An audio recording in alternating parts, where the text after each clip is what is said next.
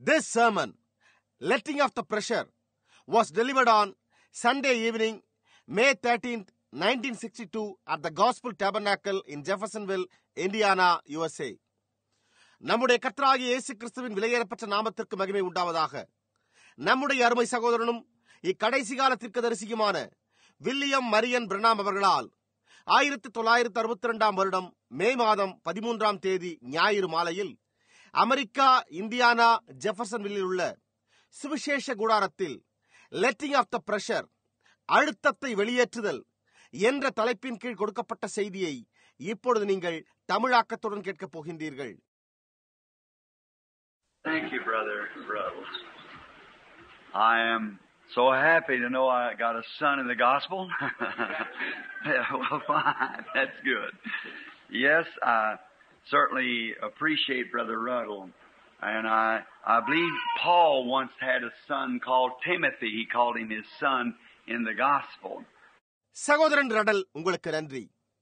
சுவிசேஷத்தில் நான் ஒரு குமாரனை பெற்றுள்ளேன் என்று அறிந்திருப்பதில் நான் மிக்க மகிழ்ச்சி அடைகிறேன். ஆம், நல்லது, அருமையானது, அது நல்லது. ஆம், நான் சகோதரன் ரடல் அவர்களை நிச்சயமாகவே பாராட்டுகிறேன். ஒரு காலத்தில் பவுலுக்கு தீமோத்தேயு என்று அழைக்கப்பட்ட ஒரு குமாரன் இருந்தான் என்று நான் நினைக்கிறேன். அவன் அவனை சுவிசேஷத்தில் தன் குமாரன் என்றே அழைத்தான். And if I'm not sure, this Flossie Ford used to be. My goodness. Flossie, been a long time. Yes, it has. I remember when I was a boy, her brother Lloyd and I used to run around together, and she used to bake big cakes. You know, when we come up there and eat, we was just about sick. எனக்கு நிச்சயமாக தெரியவில்லை. அது முன்பிருந்த பிளாசி போர்டா. என்னே சிறப்பு. பிளாசி, நான் நீண்ட காலம் ஆகிவிட்டது. ஆம், அப்படித்தான். நான் சிறுவனாயிருந்த காலம் என் நினைவுக்கு வருகிறது. அவளுடைய சகோதரன் லாய்டும் நானும் ஒன்றாக விளையாடினோம். அவள் பெரிய இனிப்பு ரொட்டிகளை உண்டாக்குவது வழக்கம். உங்களுக்கு தெரியுமா, நாங்கள் அங்கு சென்று எங்களுக்கு சலிப்புண்டாகும் மட்டும் அதை தின்போம். I remember one time he asked me to come up, Lloyd did, and Flossie had baked, she's just a kid then, she baked a big cake, and we just eat till we couldn't eat, and I thought, now I'm going to stay all night with Lloyd. Kind of got getting dark, you know, and I made out I just had to go home. So I took off and run down the road and scared to death trying to go home. ஒரு முறை அவர்கள் என்னை வரும்படி அழைத்தது என் நினைவுக்கு வருகிறது. Lloyd என்னை அழைத்தான். பிளாசி ஒரு இனிப்பு ரொட்டி கட்டியை செய்து வைத்திருந்தாள். அவள் அப்பொழுது ஒரு சிறுமி. அவள் ஒரு பெரிய கேக்கை செய்து வைத்திருந்தாள். எங்களால் தின்ன முடியாது என்னும் நிலையை அடையும் வரை நாங்கள் தின்று கொண்டே இருந்தோம். நான் இரவு முழுவதும் லாய்டோடு தங்கப்போகிறேன் என்றே நான் எண்ணினேன். இருட்டாய்கொண்டே இருந்தபடியால் உங்களுக்கு தெரியுமா, நான் துரிதமாக வீட்டுக்கு செல்ல வேண்டியதாக இருந்தது. எனவே வீட்டை அடைய மரண பயங்கொண்டு சாலையில் ஒரே ஓட்டம் பிடித்தேன். And I remember fathers, your mother's still living, I suppose. Well, that's fine. And been a lot of water went down that river since them days. Yes. Here we are now, both middle-aged people, grandparents. Well, but there is a land where we'll never grow old. I'm so glad to know, Flossie, that you're looking for that land and assurance to find it. அவளுடைய தந்தையை குறித்து எனக்கு நினைவிருக்கிறது. உன் தாய் இன்னமும் உயிரோடு இருக்கிறார்கள் என்று நான் நினைக்கிறேன். நல்லது, அது அருமையாயுள்ளது. அந்த நாட்களுக்கு பிறகு எத்தனையோ காரியங்கள் சம்பவித்து விட்டன. ஆம், இப்பொழுது நாங்கள் இங்கே நடுத்தர வயதுள்ளவர்களாய் பாட்டனார் பாட்டி என்னும் நிலையை அடைந்துள்ளோம். நல்லது, ஆனால் ஒரு தேசம் உண்டு, அங்கு நமக்கு ஒருபோதும் வயதே ஆகாது. புரிகின்றதா? பிளாசி, அந்த தேசத்தை நீ எதிர்பார்த்துக் கொண்டிருக்கிறாய் என்றும் நிச்சயம் நீ அதை கண்டடைவாய் என்றும் நான் அறிந்து கொள்வதில் மிக்க மகிழ்ச்சி அடைகிறேன். Jim, how's Jim? Is he? Yes, I remember that Jim. That's her husband, and I remember him well. And I know a few of the children. We kind of, by that time, I got on the field when they were married and their children growing up. And we kind of got away, you know, from one another. Jim எப்படி இருக்கிறார்? அவரா? ஆம், அது எனக்கு ஞாபகம் உள்ளது. Gym, அது அவளுடைய கணவர். அவரை எனக்கு நன்றாக நினைவிருக்கிறது. அவர்களுடைய சில பிள்ளைகளையும் நான் அறிவேன். அதற்குள்ளாக அவர்களுக்கு விவாகமாகி பிள்ளைகள் வளர்ந்து கொண்டிருந்த வேளையில் நான் சுவிசேஷ ஊழியத்திற்கு சென்று விட்டேன். நாங்கள் ஒருவரை விட்டு ஒருவர் பிரிந்து விட்டோம் என்பதை நீங்கள் அறிவீர்கள். I see Brother Lloyd once in a while and holler at him down on the street. They've cooked me many a meal, and I've like a real brother and sister. நான் எப்பொழுதாவது சகோதரன் லாய்டை காண்பதுண்டு. சாலையில் காரோட்டி செல்லும் போது அவரை காணும் போது அவரை கூப்பிடுவதுண்டு. அவர்கள் எத்தனையோ முறை எனக்கு ஆகாரம் சமைத்து கொடுத்திருக்கிறார்கள். நான் அவர்களோடு கூட பிறந்த சகோதர சகோதரியைப் போல் உள்ளேன். Now, I'm so glad to see that Brother Ruddle's first push was here in this place to convert, starting out converting a roadhouse into the house of the Lord. That's very fine. சகோதரன் ரடலின் முதல் உந்துதல் இந்த இடத்தில் இருந்தது என்பதை காணும்போது எனக்கு மிகவும் மகிழ்ச்சியாய் உள்ளது. அவர் சாலை பக்கம் உள்ள ஒரு வீட்டை கர்த்தருடைய வீடாக மாற்றியிருக்கிறார். அது மிகவும் அருமையாய் உள்ளது. Of course, you know, sometimes if you can foresee anything, you know, and then that makes it better. So we could foresee there was something in this boy, and he was bashful. His dad and I there used to work together years ago. மேலும் உங்களுக்கு தெரியுமா, சில நேரங்களில் ஒன்றை நீங்கள் முன்கூட்டியே காண முடியுமானால் அது அதை மேலான ஒன்றாக செய்கிறது என்பதை நீங்கள் அறிவீர்கள். எனவே இந்த இளைஞனில் ஏதோ ஒன்று உள்ளதை நம்மால் காண முடிந்தது. அவர் மிகவும் நாணமுள்ளவராயிருந்தார். அநேக ஆண்டுகளுக்கு முன்பு அவருடைய தந்தையும் நானும் ஒன்றாக வேலை செய்தோம். And I know his daddy was up and at it and a go-getter, so why shouldn't that be in the boy?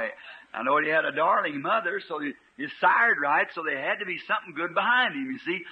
அவருடைய தந்தை வேலையில் கண்ணும் கருத்துமாயிருந்து எதையும் சாதித்து முடிப்பவர் என்பதை நான் அறிந்திருந்தேன். அந்த தன்மை ஏன் மகனுக்கு வந்திருக்க கூடாது? அவருக்கு ஒரு அருமையான தாயார் இருந்தது எனக்கு தெரியும். அவர் தகப்பனுடைய நல்ல பரம்பரையில் வந்தவர். எனவே அவருக்கு பின்னே நன்மையான ஏதோ ஒரு காரியம் காணப்பட வேண்டியதாயிருந்தது. நீங்கள் பாருங்கள். And that longing in his heart to serve the Lord, when the deep calls to the deep, there's got to be a deep to respond to that call. And I'm so glad to see Brother Ruddle going on. அவருடைய இருதயத்தில் கர்த்தருக்கு சேவை செய்ய வேண்டும் என்னும் அந்த ஆவல் உள்ளதே. ஆழத்தை ஆழம் நோக்கி கூப்பிடும்போது அந்த கூப்பிடுதலுக்கு பதிலளிக்க ஒரு ஆழம் இருக்க வேண்டும். சகோதரன் ரடல் இவ்வாறு சென்று கொண்டிருப்பதை காண்பதில் எனக்கு மிகுந்த மகிழ்ச்சி. This wonderful bunch of people up here, and it's a grand privilege to me tonight to come up here and to speak to this bunch of saints that are sojourning here. This is not our abiding place, you know. We're pilgrims. We're not at home. இங்கு அருமையான ஜனங்கள் இருக்கிறார்கள். இன்றிரவு இங்கு வந்து இங்கு சஞ்சாரிகளா இருக்கும் இந்த பரிசுத்தவான்களின் கூட்டத்துக்கு பிரசங்கிப்பது எனக்கு கிடைக்கப்பட்ட மிகப்பெரிய ஒரு ஸ்லாக்கியமே. இது நமது வாசஸ்தலம் அல்ல. அது உங்களுக்கு தெரியும். நாம் யாத்ரீகர்கள். நாம் அவ்வாறுதான் இருக்கிறோம். நாம் வீட்டில் இல்லை. I remember Sister Ruddle, how you'd come with him and sit there and he'd hold his head down. And you had a lot of confidence. He sure did. She believed he had preached the gospel. And so with a good wife like that and the father and mother and all praying for him, something had to happen, Brother Ruddle. So here it is. எனக்கு ஞாபகம் வருகிறது, சகோதரி ரடல், நீங்கள் எப்படியாய் அவரோடு கூட வந்து உட்காருவது வழக்கம் என்பது என் நினைவிற்கு வருகிறது. அவர் ஜெபம் செய்ய தலைவணங்குவார். உங்களுக்கு உறுதியான நம்பிக்கை இருந்தது. அவர்களுக்கு நிச்சயம் இருந்தது. அவர் சுவிசேஷத்தை பிரசங்கிப்பார் என்று சகோதரிக்கு நம்பிக்கை இருந்தது. எனவே அத்தகைய ஒரு நல்ல மனைவியையும் நல்ல தகப்பனும் தாயும் அவர்கள் எல்லோரும் அவருக்காக ஜெபிக்கும் பொழுது சகோதரன் ரடலுக்கு ஏதோ ஒன்று சம்பவிக்க வேண்டியதாக இருந்தது. இதோ அதன் விளைவு. And I pray, Brother Ruddle, that this will just be a standing place for you, where you spring to the highest of heights for the glory of the gospel. சகோதரன் ரடல், இது உங்களுக்கு நிற்கும் இடமாக மாத்திரம் இருந்து இங்கிருந்து நீங்கள் சுவிசேஷத்தின் மகிமைக்கென்று உயர உயர சென்று மிகவும் உயர்ந்த நிலையை அடைய வேண்டும் என்று நான் ஜெபிக்கிறேன். I know that Brother and Sister Ruddle, Max there, would feel real happy about it tonight. How I'd like to see Billy Paul stand in the pulpit, and I hope to live someday to see Joseph standing in the pulpit. And that's mighty fine. சகோதரன் சகோதரி ரெடல் அவர்களே, அங்குள்ள marks இதை குறித்து இன்றிரவு மிகவும் மகிழ்ச்சியா இருப்பார் என்று எனக்கு தெரியும். பில்லிப்பால் பிரசங்கபீடத்தில் நிற்க காண்பது எனக்கு எவ்வளவு பிரியம். என்றாவது ஒரு நாள் ஜோசப் பிரசங்கபீடத்தில் நிற்பதை காண நான் உயிரோடு இருப்பேன் என்று நான் நம்புகிறேன். அது மிகவும் நன்றாயிருக்கும். Our toils and troubles and we have raising young children through the teenage and things, that makes us feel fine then. Look back and see the gray in your daddy's hair and things. Remember some of your wrongdoings, put them there, and that's right. அப்பொழுது பிள்ளைகளை வாலிப பருவம் வரைக்கும் வளர்க்க நாம் பட்ட பாடுகள், தொல்லைகள் அனைத்துமே அது நமக்கு நல்லுணர்ச்சியை தரும். நீங்கள் பின்னோக்கி உங்கள் தகப்பனாரின் தலையில் உள்ள நரைமுடியையும் மற்ற காரியங்களையும் பாருங்கள். உங்களுடைய தவறான செயல்களே அவருக்கு நரைமுடி தோன்ற காரணமாய் இருந்தன என்பதை நினைவில் கொள்ளுங்கள். அது உண்மை. Well, it's good to be here, and I'm just a little bit hoarse. I've been preaching. Brother Gene Gold and I took a little trip yesterday and went down, and the fish was biting, and so we had a good time. Come in late, and we kind of got out on the water and a little bit cold, but I trust you bear with me. நல்லது, இங்கிருப்பது நன்மையாகவே உள்ளது. என் தொண்டை சிறிது கரகரப்பாய் உள்ளது. நான் பிரசங்கித்துக் கொண்டே வருகிறேன். நானும் சகோதரன் ஜீன் கோட் அவர்களும் நேற்று மீன் பிடிக்க சிறு பயணம் மேற்கொண்டோம். எங்களுக்கு மீன் கிடைத்தது. எனவே எங்களுக்கு நல்ல தருணம் உண்டாயிருந்தது. நாங்கள் சற்று நேரம் கழித்து திரும்பி வந்தோம். நாங்கள் படகில் தண்ணீரின் மேல் சென்றோம். அங்கு சற்று குளிராயிருந்தது. எனவே நீங்கள் என்னோடு சற்று பொறுத்துக் கொள்வீர்கள் என்றே நான் நம்புகிறேன். Now we are fixing to leave on a summer's campaign, about 90-day campaign. Expect to be back again in last of August, 1st September. நாங்கள் கோடைகால கூட்டங்களுக்கு செல்லவிருக்கிறோம். ஏறக்குறைய 90 நாள் கூட்டங்கள் ஆகஸ்ட் முடிவில் அல்லது செப்டம்பர் 1 தேதி திரும்பி வருவோம் என்று எதிர்பார்க்கிறோம். And we're going over now this week. I begin in Green Bay, Michigan. Come back to Chicago for Sunday afternoon at the high school at a convention. I'm going to speak the original convention of the Christian businessman in Green Bay, Wisconsin. நாங்கள் இப்பொழுது செல்ல போகிறோம். இந்த வாரம் நான் மெக்சிகனில் உள்ள green பேயில் தொடங்குகிறேன். ஞாயிறு பிற்பகலில் சிக்காகோவில் உள்ள உயர்நிலை பள்ளியில் நடக்கும் கன்வென்ஷனில் கலந்து கொள்ள அங்கு திரும்பிச் செல்வேன். விஸ்கானில் உள்ள கிரீன் பேயில் கிறிஸ்தவ வர்த்தகரின் மூல கன்வென்ஷனில் நான் பேசப் போகிறேன். And then from there to Chicago, and then Monday I'm in Chicago at a conventional meeting, a missionary rally for Brother Joseph Bose. அதன் பின்னர் அங்கிருந்து சிக்காகோவுக்கு செல்வேன். பின்னர் திங்களன்று பெருங்கூட்ட மிஷனரி சகோதரன் ஜோசப் போஸ் நடத்தும் கூட்டத்தில் பங்கு கொள்ள நான் சிக்காகோவில் இருப்பேன். And then return home to go up to Southern Pines, North Carolina, and down into South Carolina, and over to the Cow Palace at Southgate, Los Angeles. Got 40 some odd oneness churches sponsoring that meeting. It's first time the oneness ever sponsored my meeting. அதன் பின்னர் வீடு திரும்பி தென்பாகத்திற்கு செல்வேன். தென் pines, வட Carolina மற்றும் தென் கரோலினாவுக்கு செல்வேன். பிறகு loss ஏஞ்சல்ஸில் உள்ள தென்கேட் என்னும் இடத்தில் உள்ள கவ் பேலஸுக்கு செல்வேன். அங்கு 40 சொச்சம் ஒருத்துவ சபைகள் ஒன்று சேர்ந்து அந்த கூட்டத்தை ஒழுங்கு செய்கிறார்கள். ஒருத்துவக்காரர்கள் எனக்காக கூட்டத்தை ஒழுங்கு செய்வது இதுவே முதன்முறையாகும். Then from on up to California through Oregon on into Canada and from there into Anchorage, Alaska, and then back again this fall, where Brother Joseph Bose is going to Kenya, Tanzania, Europe, and Africa, South Africa, to set up meetings for later on in the fall. அங்கிருந்து ஆரியன் வழியாக California, பிறகு கனடாவுக்கு, அங்கிருந்து அலாஸ்காவில் உள்ள anchorage, பின்பு இந்த இலையுதிர் காலத்தின் போது திரும்ப வருவேன். இந்த இலையுதிர் காலத்தின் பிற்பாகத்தின் போது கென்யா, டான்ஜானியா, டர்பன், ஆப்பிரிக்காவில் உள்ள தென்னாப்பிரிக்கா ஆகிய இடங்களில் கூட்டங்களை ஒழுங்கு செய்ய சகோதரன் ஜோசப் போஸ் அங்கு செல்கிறார். Now to say I have a leading to go to any of these places, I do not. But I feel that it ought to be sowing seeds somewhere, doing whatever I can for the kingdom. இந்த இடங்களுக்கு செல்ல எனக்கு ஏவுதல் உண்டா என்று கேட்டால் எனக்கு இல்லை.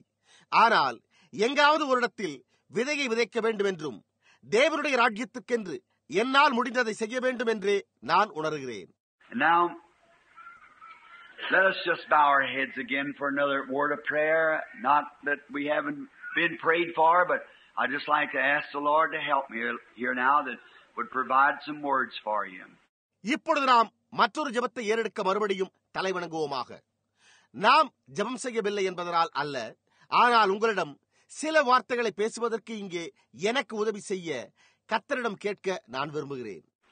Our Heavenly Father, we are now approaching Thy throne of grace in the name of the Lord Jesus, who has given us the permission and bid us to come, and we would be granted the things that we ask for as we approach. எங்கள் பரலோக பிதாவே, இப்பொழுது நாங்கள் கர்த்தராகிய இயேசுவின் நாமத்தினால் உம்முடைய கிருபாசனத்தை அணுகிக் கொண்டிருக்கிறோம். அவர் எங்களுக்கு அனுமதி அளித்து அவரிடம் வர எங்களை அழைத்திருக்கிறார். நாங்கள் அணுகும்போது நாங்கள் கேட்டுக்கொள்வது எதுவோ அது எங்களுக்கு அருளப்படும் என்று அவர் உரைத்துள்ளார்.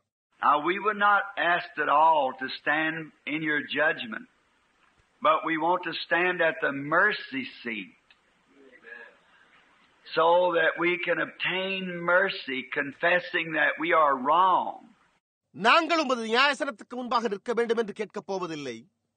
எங்கள் குற்றங்களை நாங்கள் அறிக்கையிட்டு நல்லதொன்றும் எங்களிடம் இல்லை என்பதை அறிவித்து உம்மிடம் இரக்கத்தை பெற்றுக்கொள்ள கிருபாசன தண்டையில் நிற்கவே நாங்கள் விரும்புகிறோம். And there's no soundness in us, but we present ourselves, Lord. Nothing we can offer, just the prayer of our Lord Jesus and the bidding that He said this, He that heareth my words and believeth on Him that sent me has everlasting life, and shall not come to the judgment, but pass from death to life. எங்களுக்குள் நிறைநலத்தன்மை ஒன்றுமே இல்லை. ஆனால் கர்த்தாவே, எங்களையே சமர்ப்பிக்கிறோம். உமக்கு கொடுக்க எங்களிடம் ஒன்றுமே இல்லை. எங்களுடைய கர்த்தராகிய இயேசுவின் ஜெபமும், என் வசனத்தை கேட்டு என்னை அனுப்பினவரை விசுவாசிக்கிறவனுக்கு நித்திய ஜீவன் உண்டு, அவன் ஆக்கினை தீர்ப்புக்குட்படாமல் மரணத்தை விட்டு நீங்கி ஜீவனுக்குட்பட்டிருக்கிறான் என்று அவர் கூறி எங்களை அழைத்துள்ளார். We believe that. He told us to come ask anything in His name, it would be granted. We believe that. Upon the basis of our faith, we come asking that you bless this church and our gracious brother, Brother Ruddle, and his family, all the families that's represented here. நாங்கள் அதை விசுவாசிக்கிறோம். நாங்கள் வந்து அவருடைய நாமத்தில் எதை கேட்டாலும் அது அருளப்படும் என்று அவர் எங்களிடம் கூறியுள்ளார். அதை நாங்கள் விசுவாசிக்கிறோம். எங்கள் விசுவாசத்தின் அடிப்படையில் நாங்கள் வந்து இந்த சபையையும் எங்கள் அருமை சகோதரன் ரடலையும் அவருடைய குடும்பத்தையும் இங்கு வந்துள்ள குடும்பங்கள் அனைத்தையும் ஆசீர்வதிக்குமாறு வேண்டிக் கொள்ளுகிறோம். To look over and see Mrs. Morris here tonight, and to think of the days gone by, and God, as I said to her, lots of waters went down the river, and many dangers, toils, and snares. You've already brought us through them, Lord, and our trust is in you that we go to the end of the road in Thee. நான் பார்த்தபோது இன்றிரவு திருமதி மாரிஸை கண்டு கடந்து சென்ற நாட்களை நினைவு கூர்ந்தேன். தேவனே, நான் அவளிடம் கூறினது போன்று எத்தனையோ காரியங்கள் சம்பவித்து விட்டன. எத்தனையோ ஆபத்துக்கள், பாடுகள், கன்னிகள். கர்த்தாவே, அவைகளின் வழியாக நீர் எங்களை ஏற்கனவே கொண்டு வந்து விட்டீர். எங்கள் நம்பிக்கை உம்மில் உள்ளது. நாங்கள் உமக்குள் பாதையின் முடிவுக்கு சென்று கொண்டிருக்கிறோம். Bless this place. Place your name in here, Lord, and give to them the very best that's allotted for this place. May evil, as a brother prayed tonight here, this young man, pray that you take away all hindrances. Grant it, Lord. Answer his prayer. இந்த இடத்தை ஆசீர்வதியும் கர்த்தாவே. உம்முடைய நாமத்தை இந்த இடத்தில் வைத்து இந்த இடத்திற்கென்று ஒதுக்கி வைக்கப்பட்டுள்ள மிக சிறந்தவைகளை இவர்களுக்கு தருவீராக. இன்றிரவு அந்த சகோதரன் ஜெபித்தது போன்றே பொல்லாங்கு எல்லா தடைகளையும் நீர் நீக்கி போட வேண்டும் என்று இந்த இளைஞன் ஜெபித்தார். கர்த்தாவே, அதை அருளும். அவருடைய ஜெபத்திற்கு மறு உத்தரவு அருள்வீராக. Heal the sick that's among us. Give salvation to the soul of those that's hungering and thirsting for righteousness. And now, Lord, sanctify the voice and the effort of your unprofitable servant. எங்கள் மத்தியில் உள்ள வியாதியஸ்தரை சுகமாக்கும். நீதியின் மேல் பசிதாகமுள்ள ஆத்துமாவுக்கு ரட்சிப்பை அருள்வீராக. இப்பொழுதும் கர்த்தாவே, உம்முடைய அப்பிரோஜனமான ஊழியக்காரனின் குரலையும் முயற்சிகளையும் பரிசுத்தப்படுத்துவீராக. And bless thy word, and may it not return void, but may it be so that it will accomplish that which it is purposed for. May the Holy Spirit take the things of God tonight and encourage our hearts from the greatest to the least. In the name of Jesus Christ we ask it. Amen. உம்முடைய வார்த்தையை ஆசீர்வதிப்பீராக. அது வெறுமையாய் திரும்பாமல் அதன் நோக்கத்தை நிறைவேற்றுவதாக. இன்றிரவு பரிசுத்த ஆவியானவர் தாமே தேவனுடைய காரியங்களை எடுத்துக்கொண்டு பெரியோர் முதல் சிறியோர் வரையுள்ள எங்கள் இருதயங்களை உற்சாகப்படுத்துவாராக. இயேசு கிறிஸ்துவின் நாமத்தில் இதை கேட்கிறோம். ஆமென். Now, this morning I preached a long time, and I didn't know about preaching. I was just kind of teaching a Sunday school lesson.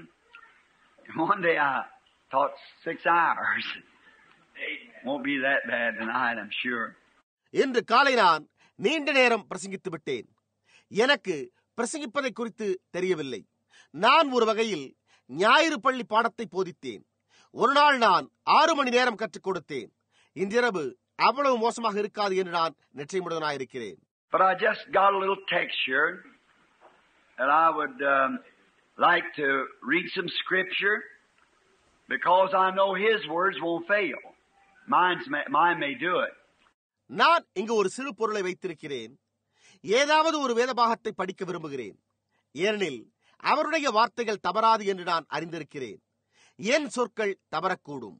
And I'm going to try to keep my word right with His, and take His word, take my word to build a context around His word, as we use for a text. என் சொற்களை அவருடைய வார்த்தையுடன் சேர்த்து அவருடைய வார்த்தையை சுற்றி ஒரு சந்தர்ப்பம் உண்டாக்கி பொருளை உபயோகிக்க விரும்புகிறேன். I want to read 2 places tonight.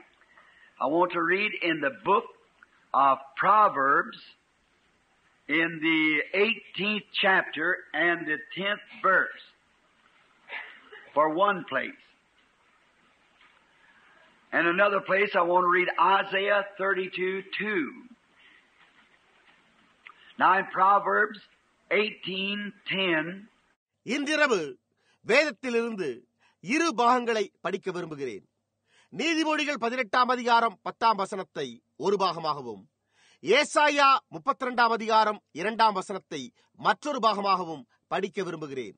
இப்பொழுது நீதிமொழிகள் 18:10. The name of the Lord is a strong tower. The righteous run into it and are safe. கர்த்தரின் நாமம் பலத்த துருகம், நீதிமான் அதற்குள் ஓடி சுகமாயிருப்பான். And in the book of Isaiah, 32nd chapter, 1st and 2nd verses. ஏசாயா புத்தகத்தில் 32ஆம் அதிகாரம் 1ஆம் 2ஆம் வசனங்கள். Behold, a king shall reign in righteousness. A prince shall rule in judgment. And a man shall be as a hiding place from the wind, and a covert from the tempest, as rivers of water in a dry place, as a shadow of a great rock in a weary land. இதோ ஒரு ராஜா நீதியாக அரசாளுவார், பிரபுக்களும் நியாயமாக துரைத்தனம் பண்ணுவார்கள். அவர் காற்றுக்கு ஒதுக்காகவும், பெருவெள்ளத்துக்கு புகலிடமாகவும், வறண்ட நிலத்துக்கு நீர்கால்களாகவும், விடாய்த்த பூமிக்கு பெருங்கன்மலையின் நிழலாகவும் இருப்பார். And now from a text, I want to use this as a text, letting off the pressure. That's an odd text. Letting off pressure. இப்பொழுது என் பொருள் அழுத்தத்தை வெளியேற்றுதல் என்பதை பொருளாக உபயோகிக்க விரும்புகிறேன். இது ஒரு வினோதமான பொருள், அழுத்தத்தை வெளியேற்றுதல் என்பது. I chose this because before coming to a meeting, I always try to pray and to try to seek the Lord, not to stand before any congregation, small or great, 1 to 1,000,000, would be to stand there, not to be seen or to be heard, but to do something to glorify my Lord. இதை நான் தெரிந்து கொண்ட காரணம் என்னவெனில், கூட்டத்திற்கு வருவதற்கு முன்பு நான் எப்பொழுதுமே ஜெபித்து கர்த்தரை தேடுவதுண்டு. அது பெரிய சபையானாலும் சிறிய சபையானாலும் ஒருவரை கொண்டதானாலும் லட்சக்கணக்கானவரை கொண்டதானாலும் நான் காணப்படுவதற்காகவோ அல்லது கேட்கப்படுவதற்கோ அங்கு நிற்பதில்லை. என் கர்த்தரை மகிமைப்படுத்த ஏதாவது ஒன்றை செய்யவே நான் நிற்கிறேன். Therefore, seeing the need of the people, and I wouldn't come here to be heard because I'm not much to listen to. Bad voice, not an educated man, and never stay with my text, skip all over from Genesis to Revelations. எனவே ஜனங்களின் தேவைகளை காணும்போது நான் கேட்கப்படுவதற்காக இங்கு வருவதில்லை. ஏனெனில் நான் கேட்கப்படுவதற்கு என்னில் ஒன்றுமே இல்லை. மோசமான குரல், கல்வி கற்காதவன், எடுத்துக்கொண்ட பொருளில் நிலை நிற்காமல் ஆதியாகமத்தில் இருந்து வெளிப்படுத்துகிற விசேஷம் வரைக்கும் தாவிச் செல்பவன். And I'm not an eloquent speaker, but I do love the Lord. And I can't love Christ until first I love His people. See? I've got to love His people. So if I love His people, then I love Him.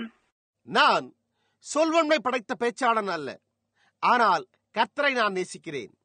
முதலில் அவருடைய ஜனங்களை நேசிக்காமல் நான் கிறிஸ்துவை நேசிக்க முடியாது. புரிகின்றதா? அவருடைய ஜனங்களை நான் நேசிக்க வேண்டும். அவருடைய ஜனங்களை நான் நேசிப்பேனேயானால் அப்பொழுது நான் அவரை நேசிக்கிறேன். And then I want to be like He did. I want to make my objectives the same objectives He had. And that was always trying to do good, to help somebody. மேலும் அவர் செய்த விதமாகவே நானும் செய்ய விரும்புகிறேன். அவருக்கு இருந்த குறிக்கோள்களை என்னுடைய குறிக்கோள்களாக வைத்துக் கொள்ளவே நான் விரும்புகிறேன். அதாவது எப்பொழுதும் நன்மை செய்ய முயற்சித்து யாருக்காயிலும் உதவி செய்வதையே நான் விரும்புகிறேன். And seeing this day that we live in, and knowing that this church here has a grand pastor. Now I don't say that flattery, I say it from my heart. If I said anything different, I'd be a hypocrite. And I believe that this church has a pastor that would stand on truth regardless of what come or went. I believe that. That's my confidence in my son. And I believe that. நாம் வாழ்ந்து கொண்டிருக்கும் இந்த காலத்தை காண்கையில் இந்த சபை ஒரு மேன்மையான போதகரை பெற்றுள்ளது என்பதை அறிந்துள்ளோம். அதை நான் புகழ்ச்சிக்காக கூறவில்லை, என் இதயபூர்வமாக கூறுகிறேன். வேற ஏதாவது கூறினால் நான் மாய்மாலக்காரனாய் இருப்பேன். என்ன வந்தாலும் போனாலும் சத்தியத்தில் நிலை நிற்கும் ஒரு போதகரை இச்சபை பெற்றுள்ளது என்று நான் நம்புகிறேன். நான் அதை நம்புகிறேன். அதுவே என் குமாரனில் நான் கொண்டுள்ள திடமான நம்பிக்கை. நான் அதை நம்புகிறேன். And he's as fearless can be. And I believe he's an honorable, holy man, sent from God with a ministry for this last day. And he preaches the same portion of the Word that I preach.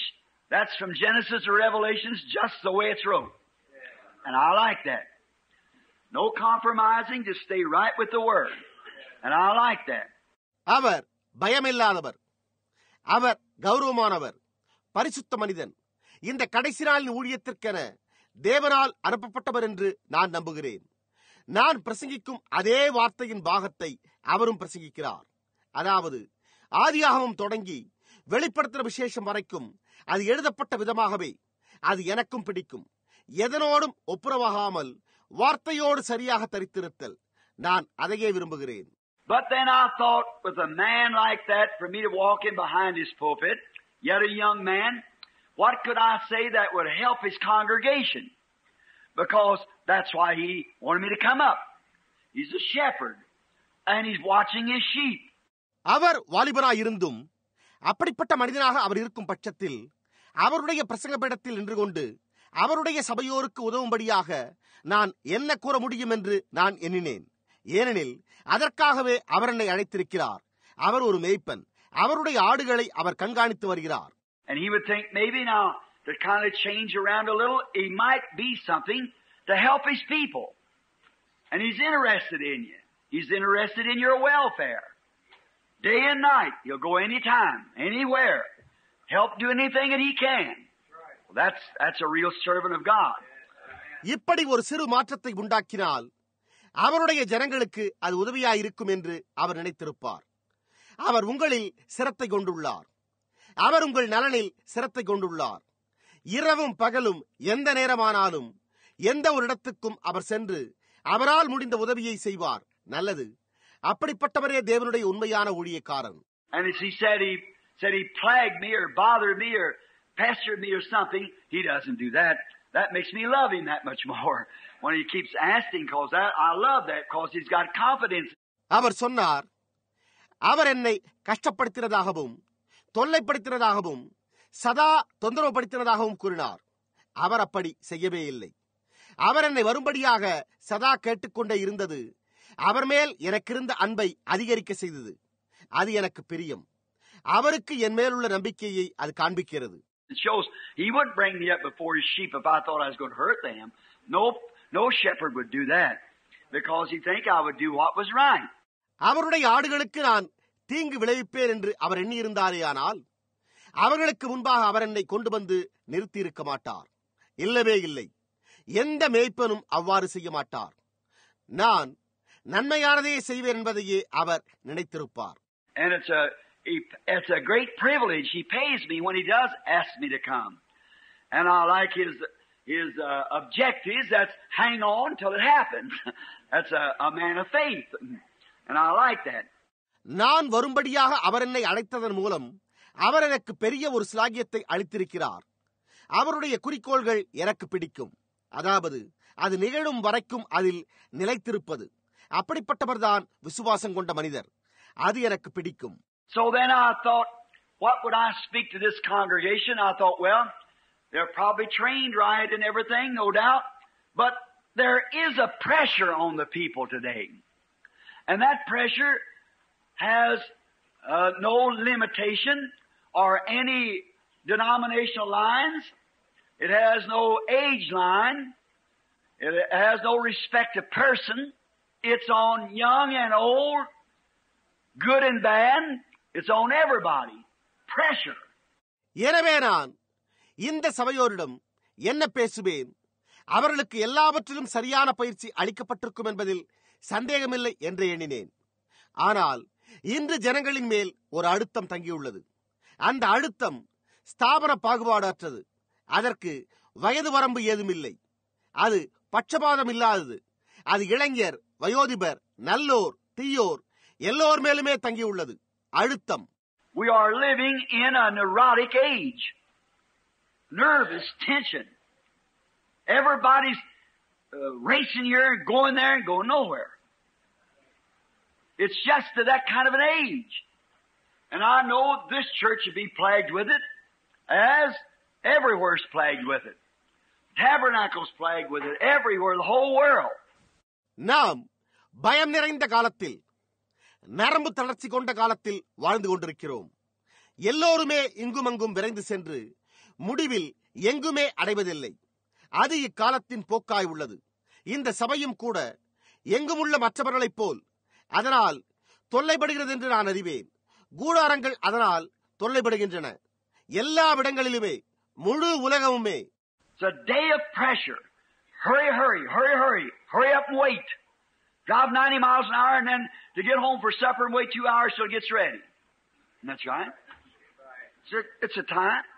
இது அழுத்தத்தின் காலம். அவசரம், அவசரம், அவசரம், அவசரம், அவசரப்பட்டு முடிவில் காத்திருத்தல். இரவு உணவு உண்பதற்காக மணிக்கு 90 மைல் வேகத்தில் காரோட்டி சென்று உணவு சமைத்து முடிப்பதற்கு 2 மணி நேரம் காத்திருத்தல், அது உண்மை. அது இக்காலத்தின் போக்கு. And in that rushing and speeding, it gets you to a nervous tension. The wife says something a little contrary, you want to fly off. Temper. Husband says something, you'll pat your foot and try to get in the room. See? இவ்வாறு அவசரமாக காரில் வேகமாக செல்வது உங்களுக்கு நரம்பு தளர்ச்சியை உண்டாக்குகிறது. அப்பொழுது மனைவி சிறிது மாறாக எதையாவது கூறிவிட்டால் அவள் மேல் சீறி விழுகின்றீர்கள். கோபம், கணவன் ஏதாவது ஒன்றை கூறிவிட்டால் நீங்கள் காலை தரையில் ஓங்கி மிதித்து அறைக்கு செல்லும்படி அவரை விரட்டுகிறீர்கள். புரிகின்றதா? Well, a husband, I don't want no words with you. Go out there. Wife, oh, I'm so nervous. See? Why? What's the matter? See? All this together, this tension building up, then the results of it is doing something wrong and acting out of place. That's right. கணவரே, உம்மோடு பேச நான் தயாரில்லை, இங்கிருந்து போய்விடும் என்று கூறுகிறீர்கள். மனைவியே, ஓ, எனக்கு பயமாய் உள்ளது. புரிகிறதா? ஏன்? என்ன விஷயம்? புரிகின்றதா? இவையெல்லாம் ஒன்று சேர்ந்து இந்த இறுக்கம் அதிகரித்துக் கொண்டே செல்கிறது. அதன் விளைவு தவற்றை செய்து இடத்திற்கு பொருத்தமில்லாமல் நடந்து கொள்வதே, அது உண்மை. Now it'll make the poor act that way. It'll make the middle class act that way. It'll make the rich act that way. It'll make the wrong act that way. It'll make the pretty good act that way, and it'll make the good act that way because it's tension. Steam build up. Got to blow it out somewhere. See? If you don't, you blow the boiler up. அது ஏழைகளை அவ்விதம் நடந்து கொள்ள செய்யும். அது நடுத்தர வகுப்பினரை அவ்விதம் நடந்து கொள்ள செய்யும். அது பணக்காரரை அவ்விதம் நடந்து கொள்ள செய்யும். அது அந்த விதமாக தவறாக நடந்து கொள்ள செய்யும். அது மிகவும் நல்லோரை அவ்விதம் நடந்து கொள்ள செய்யும். அது நல்லோரை அவ்விதம் நடந்து கொள்ள செய்யும். ஏனெனில் அது இறுக்கம். நீராவி அதிகரித்துக் கொண்டே செல்கிறது. அதாவது எங்காவது வெளியேற்ற வேண்டும். புரிகின்றதா? நீங்கள் அவ்வாறு செய்யாவிடில் எந்திர கொதிகலத்தையே வெடிக்க செய்து விடுவீர்கள். Now, we find that it builds up as the day goes. You talk to your boss if you're working. Oh, so-and-so. And if you speak to the kiddies, come in here. Mama, see, there you are. It builds it up. Ooh, my. See, you feel like you go to, head's going to come off. I know. I'm with it every day. So I know what it means. It builds up. நாம் காண்பது என்னவெனில், நாட்கள் செல்ல செல்ல அது அதிகரிக்கிறது. நீங்கள் வேலை செய்யும் இடத்தில் உங்கள் முதலாளியிடம் நல்லது, இன்னார் இன்னார் என்று கோபமாக பேசுகிறீர்கள். உங்கள் பிள்ளையிடமோ இங்கே வா என்று அதட்டுகிறீர்கள். அம்மா, என்னால் பாருங்கள். புரிகிறதா? அது உங்கள் எரிச்சலை அதிகரிக்க செய்கிறது. என்ன புரிகிறதா? உங்கள் தலை வெடித்துவிடும் போன்ற உணர்ச்சி உங்களுக்கு ஏற்படுகிறது. எனக்கு தெரியும். அதனுடன் ஒவ்வொரு நாளும் நான் ஈடுபடுகிறேன். எனவே அது என்னவென்று எனக்கு தெரியும். அது அதிகரிக்கிறது. I was thought of this the other night. I was at a certain hospital, and our pastor, I thought he was sick, but he had just wore out. Run till he just exhausted. அன்றொரு இரவு இதை குறித்து நான் சிந்தித்தேன். நான் ஒரு குறிப்பிட்ட மருத்துவமனைக்கு சென்றிருந்தேன். நமது போதகர் வியாதியாய் இருந்ததாக நினைத்தேன். ஆனால் அவர் களைத்து போயிருந்தார். அவர் ஓடி ஓடி ஓடி முடிவில் களைப்புற்றார்.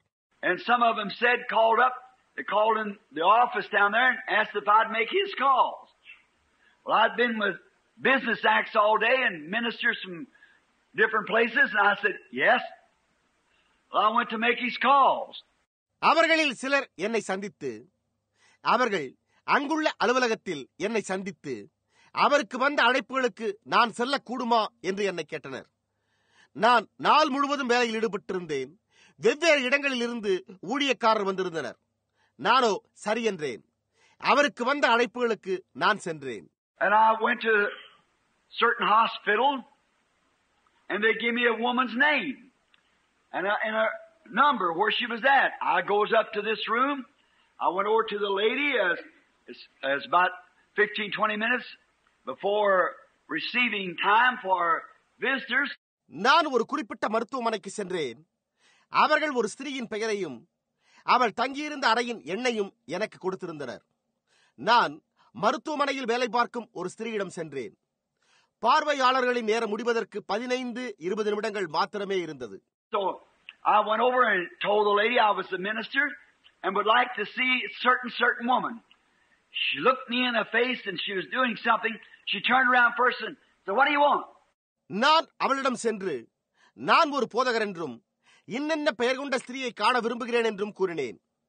அவள் என்னை முறைத்து பார்த்தாள். அவள் எதையோ செய்து கொண்டிருந்தாள். அவள் திரும்பி பார்த்து, உங்களுக்கு என்ன வேண்டும் என்று கேட்டாள். I said, "I would like to know where a certain lady is in this ward." She said, "I don't know." I said, "Well, I was given a number, a certain place, and I thought I'd ask first." Said, "Well, if you got a number, go see it." Thank you. நானோ இந்த பிரிவில் இந்த பெயர் கொண்ட ஸ்திரீ எங்கிருக்கிறாள் என்று அறிய விரும்புகிறேன் என்று கூறினேன். அதற்கு அவளோ, எனக்கு தெரியாது என்றாள். நான், எனக்கு ஒரு குறிப்பிட்ட இடமும் அதன் எண்ணும் கொடுக்கப்பட்டது, உங்களை முதலில் கேட்கலாம் என்றே நினைத்தேன் என்று கூறினேன். அவள், உங்களிடம் அந்த எண் இருந்தால் போய் பாருங்களேன் என்று சொல்லிவிட்டாள். நானோ நன்றி என்று கூறினேன். I goes down there and stood at the door of the ward and I said, "Is there a lady in your name so and so?" No. Well, I went back and looked at my ticket. That's where it said. அப்பொழுது நான் அந்த பிரிவின் வாசலை அடைந்து, இன்னென்ன பெயர் கொண்ட ஸ்திரீ இங்கு இருக்கிறாளா என்று கேட்டேன். இல்லை என்றே உள்ளே இருந்து பதில் வந்தது. நான் திரும்பிச் சென்று என் அனுமதி சீட்டை பார்த்தேன். அதில் அங்கேதான் என்று போடப்பட்டிருந்தது. So I goes back and the lady was standing there. I said, "That was the wrong number." "What did you say her name was?" I said, "She's not on this floor." "Thank you." I said, "I'll go upstairs then." நான் முதலில் கண்ட அந்த ஸ்திரீயிடமே சென்று, அது தவறான எண் என்று கூறினேன். அவள் பெயர் என்னவென்று நீங்கள் சொன்னீர்கள் என்று கேட்டாள். நானோ பெயரை சொன்னேன். அவள், இந்த தளத்தில் அவள் இல்லை என்றாள். அப்பொழுது நான், உங்களுக்கு நன்றி என்று கூறிவிட்டு நான் மேல் மாடிக்கு சென்று பார்க்கிறேன் என்றேன். So I goes up to the next room and I went to first there was a doctor sitting at the desk and sitting there scratching his head. I said, "How do you do?" He just looked up, looked down. Well, I thought I'd better leave him alone. எனவே நான் மேல் மாடியில் அடுத்த அறைக்கு சென்றேன். தலையை சொரிந்து கொண்டு மேசையின் அருகில் உட்கார்ந்து கொண்டிருந்த ஒரு மருத்துவரிடம் நான் முதலில் சென்று, எப்படி இருக்கின்றீர்கள் என்று கேட்டேன். அவர் என்னை ஏற இறங்க பார்த்தார். அவரை விட்டே சென்று விடலாமே என்று எண்ணிக்கொண்டேன். So I went on down the row a little farther and I found the lady at the desk, a nurse. I said, "Pardon me?" She said, "What do you want?" And I said, "Is there a lady up here by a certain name?" And she said, "I don't know." அதன் பின்னர் நான் அந்த வரிசையில் சிறிது தூரம் சென்றேன். அங்கு மேஜையின் அருகில் ஒரு மருத்துவச்சி உட்கார்ந்து கொண்டிருந்தாள். நான், என்னை மன்னியுங்கள் என்று கூறினேன். அவளோ, உங்களுக்கு என்ன வேண்டும் என்று கேட்டாள். நான், இன்னென்ன பெயர் கொண்ட ஸ்திரீ இங்கு எங்காவது இருக்கிறாளா என்று கேட்டேன். அவள், எனக்கு தெரியாது என்று சொல்லிவிட்டாள்.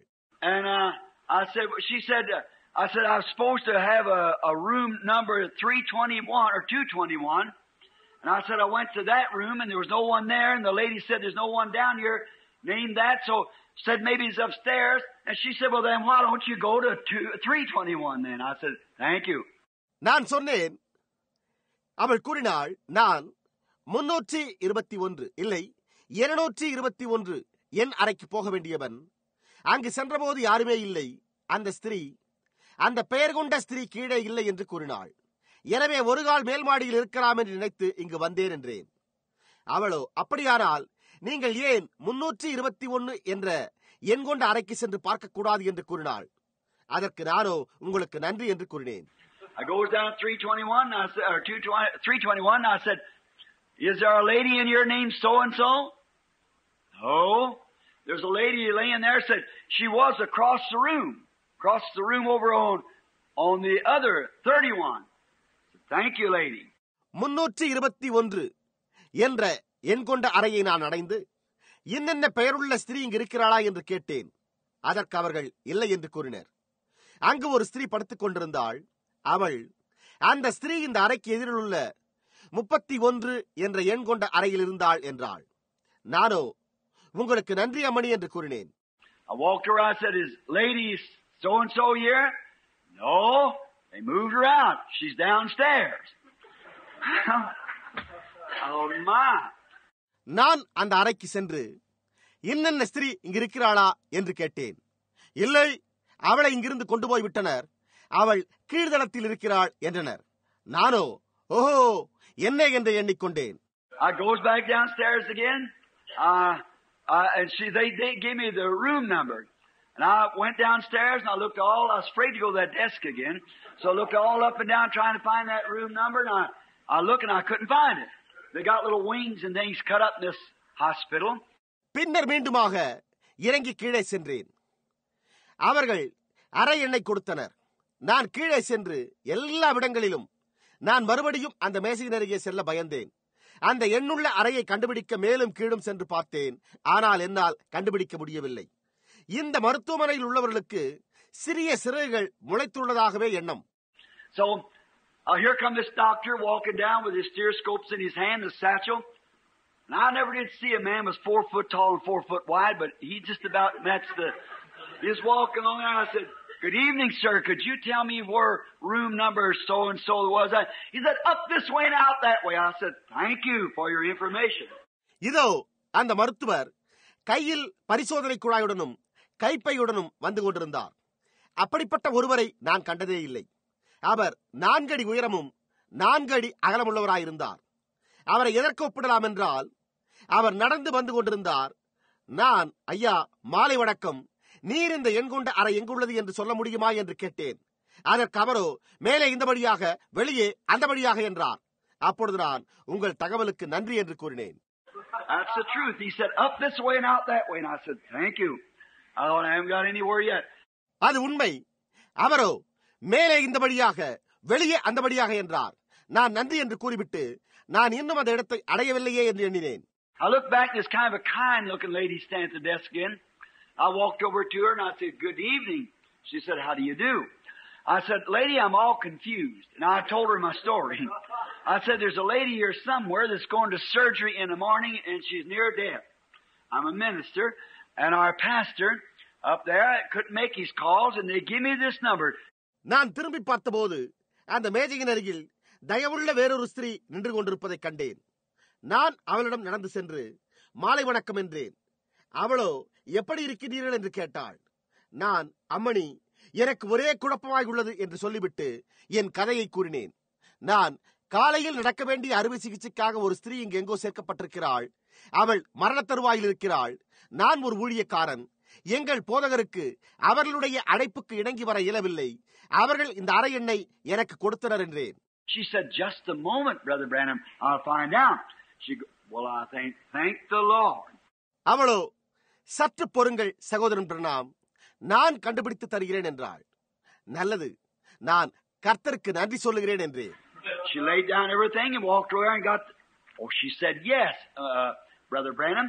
She is in room so and so to your left, right there." I said, "Thank you very much." I turned around and looked and I thought, "That's it, letting off the steam." அவள் எல்லாவற்றையும் கீழே வைத்துவிட்டு அங்கு நடந்து சென்று கண்டுபிடித்து அவள், "ஓ ஆம் சகோதரன் பிரணாம், அவள் உங்கள் இடது பக்கத்தில் உள்ள இன்னென்ன அறையில் இருக்கிறாள், அங்குள்ள அறையில்" என்றாள். நானோ மிகவும் நன்றி என்று கூறி திரும்பி பார்த்தேன். அதுதான் நீராவியை வெளியேற்றுதல் என்று நினைத்துக் கொண்டேன். Everybody, it's just becoming a neurotic age. Everybody's all built up. Haven't got no time. And that builds up to a place that it breaks up things. It causes people to have hard feelings when they snap them off and say things you don't mean to say. எல்லோருக்குமே இது நரம்பு இருக்க காலமாய் கொண்டு வருகிறது. எல்லோருக்குமே இறுக்கம் அதிகரித்து வருகிறது. யாருக்குமே நேரம் கிடைப்பதில்லை. அதன் விளைவாகவே இறுக்கம் அதிகரித்துக் கொண்டே வந்து முடிவில் தீங்கு விளைவிக்கக்கூடியதாயிருக்கிறது. அவர்கள் அதை கோபத்தின் வடிவில் வெளியேற்றி சொல்ல நினையாத காரியங்களை சொல்லும் போது அதனால் ஒருவருக்கு ஒருவர் மனஸ்தாபம் ஏற்படுகிறது. Now everybody's guilty of it. I'm guilty. You're all guilty. We do things under pressure that we wouldn't do otherwise. So there's an excess pressure built up today. அதை குறித்து எல்லோருமே குற்றவாளிகளாய் இருக்கிறார்கள். நானும் குற்றவாளி, நீங்கள் அனைவருமே குற்றவாளிகள். நாம் அழுத்தத்தில் உள்ளபோது சில காரியங்களை செய்து விடுகிறோம். அவைகளை அமைதியான நிலையில் செய்திருக்க மாட்டோம். எனவே இன்று அதிகப்படியான அழுத்தம் உண்டாகிக்கொண்டே வருகிறது. I believe, before I go any further, I might say this, I believe it's the enemy coming down and pressing. I believe it's the devil. நான் எதையும் கூறுவதற்கு முன்பு நான் இதை கூறுவேனாக. இது சத்துரு வந்து அழுத்தத்தை உண்டாக்குவது என்றே நான் நினைக்கிறேன். அது பிசாசு என்றே நான் நினைக்கிறேன். And we know the coming of the Lord is at hand. And the Bible said in the last days that the devil would go about like a roaring lion. And if he can get you under pressure, hurrying, running over something, you will make decisions that you wouldn't make if you'd sit down and think it over. கர்த்தருடைய வருகை சமீபமாய் உள்ளது என்று நாம் அறிந்திருக்கிறோம். கடைசி நாட்களில் பிசாசு கர்ஜிக்கிற சிங்கம் போல் சுற்றித் திரிவான் என்று வேதம் கூறுகிறது. அவன் உங்களை அழுத்தமான நிலைக்கு கொண்டு வந்து நீங்கள் பதட்டப்பட்டு அவசரமாக ஏதாவது ஒன்றை குறித்து தீர்மானம் எடுக்கும்படி அவன் செய்தால், நீங்கள் அமைதியாக உட்கார்ந்து ஆலோசனை செய்யும் பட்சத்தில் அத்தகைய தீர்மானம் செய்திருக்கவே மாட்டீர்கள். About 3 years ago, I was on a hunting trip, and I had an Indian guide, and I hunt real fast. That's just me, you see, one of them pressure builders. 3 ஆண்டுகளுக்கு முன்பு நான் ஒரு வேட்டை பயணத்தை மேற்கொண்டேன். அப்பொழுது எனக்கு ஒரு சிகப்பு இந்தியன் வழிகாட்டியாக இருந்தான். நானோ வேகமாக வேட்டையாடுபவன். அது என் இயல்பு. புரிகின்றதா? அது அழுத்தத்தை அதிகரிப்பவைகளில் ஒன்று. So I was hunting with the Indian, and I jumped off the horse, and there's some elk up on the mountain, and I started around the bend. The old Indian's about 10 years older than me. He's just a puffin coming behind me. I said, "Come on, Chief, come on." எனவே நான் இந்த இந்தியனோடு வேட்டையாடிக் கொண்டிருந்தேன். அப்பொழுது நான் குதிரையை விட்டு கீழே குதித்தேன். அங்கு மலையின் மேல் ஒரு கடம்பை மான் இருந்தது. நான் வளைவை சுற்றி செல்ல தொடங்கினேன். அந்த இந்தியன் என்னை விட 10 வயது மூத்தவன். அவன் எனக்கு பின்னால் மூச்சு வாங்கிக் கொண்டே வந்தான். நானோ, தலைவா, சீக்கிரம் வா, சீக்கிரம் வா என்றேன். Too fast. Too fast. I thought, oh, well. I said, come on and start. He said, too fast. I slowed down next gear. Too fast. I got down to a walk. Too fast. Oh, my. அவன் அதிக வேகம் என்றான். நான் இது என்ன என்று நினைத்து வேகமாக வா என்று கூறினேன். நான் வேகமாக சென்றேன். அவனோ அதிக வேகம் என்றான். நான் வேகத்தை சற்று குறைத்துக் கொண்டேன். அப்பொழுதும் அவன் அதிக வேகம் என்றான். நான் மெல்ல நடந்தேன். அவனோ அதிக வேகமே என்றான். ஓ என்னே! I said, Chief, the elk is up there. He said, him stay there. Ye were born there. I said, I guess that's right. He stay there. Ye were born there. நானோ, தலைவா, அங்கு கடம்பைமான் உள்ளது என்றேன். அவன் அது அங்கேயேதான் இருக்கும், அது அங்குதான் பிறந்தது என்றான். நான் அது உண்மை என்றே நான் யூகிக்கிறேன் என்றேன். அவனோ அது அங்கேயேதான் இருக்கும், அது அங்குதான் பிறந்தது என்றான். He said, preacher, hunt too fast. Scare all the game away. Said, do like Indian. Walk them once, look them 9 times. அவன் தொடர்ந்து, பிரசங்கியாரோ மிகவும் வேகமாக வேட்டையாடி மிருகங்களை பயமுறுத்தி துரத்தி விடுகிறார். இந்தியர் செய்வது போல் செய்யுங்கள். ஒரு முறை நடந்து 9 முறை சுற்றிலும் பாருங்கள் என்றான். Well, I wonder what kind of a gear I'd have to get in to get down there. Where I was on a run up the mountain, he said, walk them once, then look them 9 times. Look all around over everything 9 times before you make another step. Oh, my. But you see, he's no hurry. I've thought of that. அப்படியானால் அங்கு அடையறான் எந்த வேகத்தில் செல்ல வேண்டும் என்று வியந்தேன். நான் மலையின் மேல் ஓடிச் சென்ற போது அவன் 1 முறை நடந்து பிறகு 9 முறை சுற்றிலும் பாருங்கள், இன்னும் ஒரு காலடி எடுத்து வைப்பதற்கு முன்பு 9 முறை சுற்றிலும் பாருங்கள் என்றான். ஓஹோ என்னே! ஆனால் பாருங்கள், அவனோ அவசரப்படவே இல்லை. அதை குறித்து சிந்திக்கலானேன்.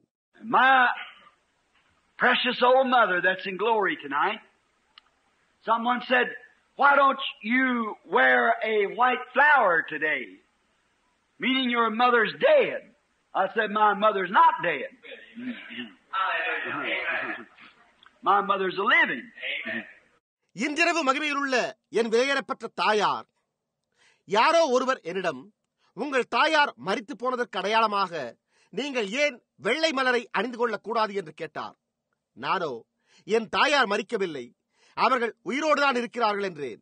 And then I'd wear a red one, and then people say, I thought your mother died. So to keep from confusing them and building up more steam, I just left it all off. She's not dead. She's asleep. She's with Christ. நான் சிகப்பு மலரை அணிந்தால் ஜனங்கள் உங்கள் தாயார் மரித்து விட்டார்கள் என்றல்லவா நினைத்தேன் என்பார்கள்.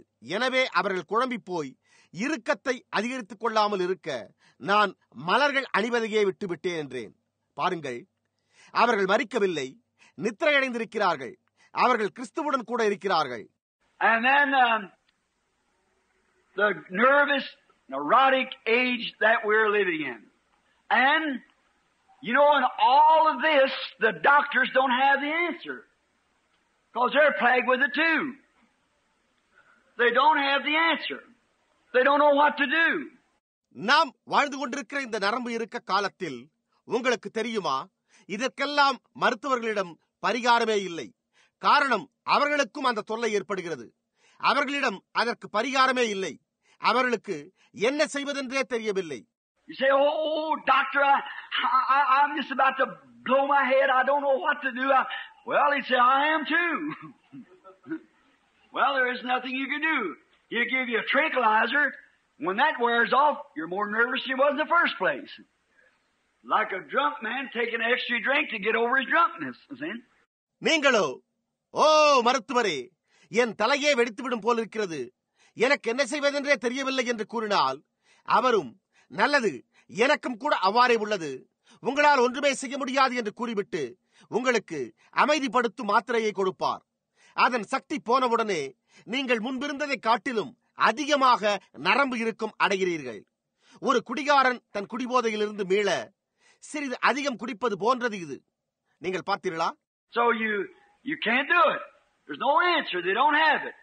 But God has the answer. That's what we want to talk about. They have the answer. God's got the answer.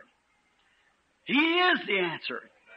Christ is the answer to every problem we got. Now we're going to talk about Him now. உங்களால் அதை சரிபடுத்த முடியாது. அதற்கான பதில் அவர்களிடம் இல்லை. ஆனால் தேவன் அதற்கான பதிலை வைத்திருக்கிறார். அதை குறித்துதான் நாம் பேச விரும்புகிறோம்.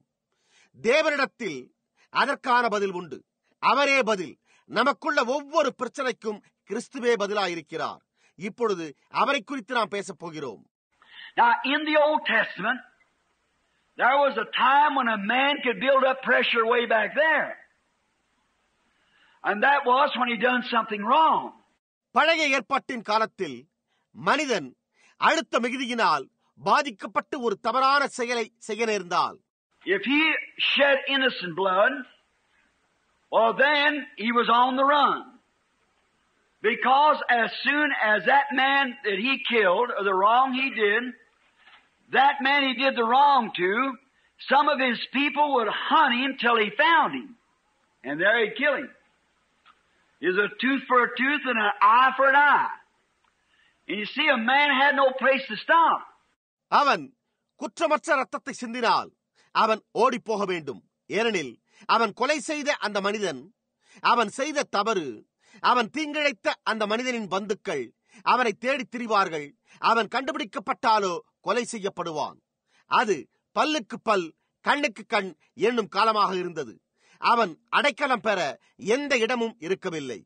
If he done something accidentally, and of course the people wouldn't believe it, but he had to take off, because just as soon as he did this, then the relatives of this man or woman, whoever it was, they started hunting him.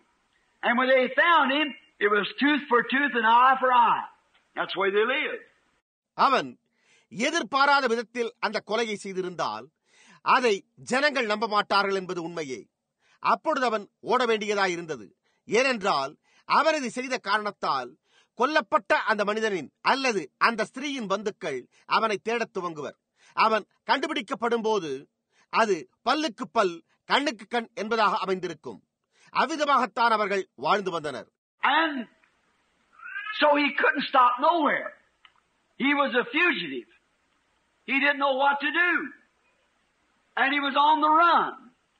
A very type of today. I think that's what's causing so much pressure. We're on the run.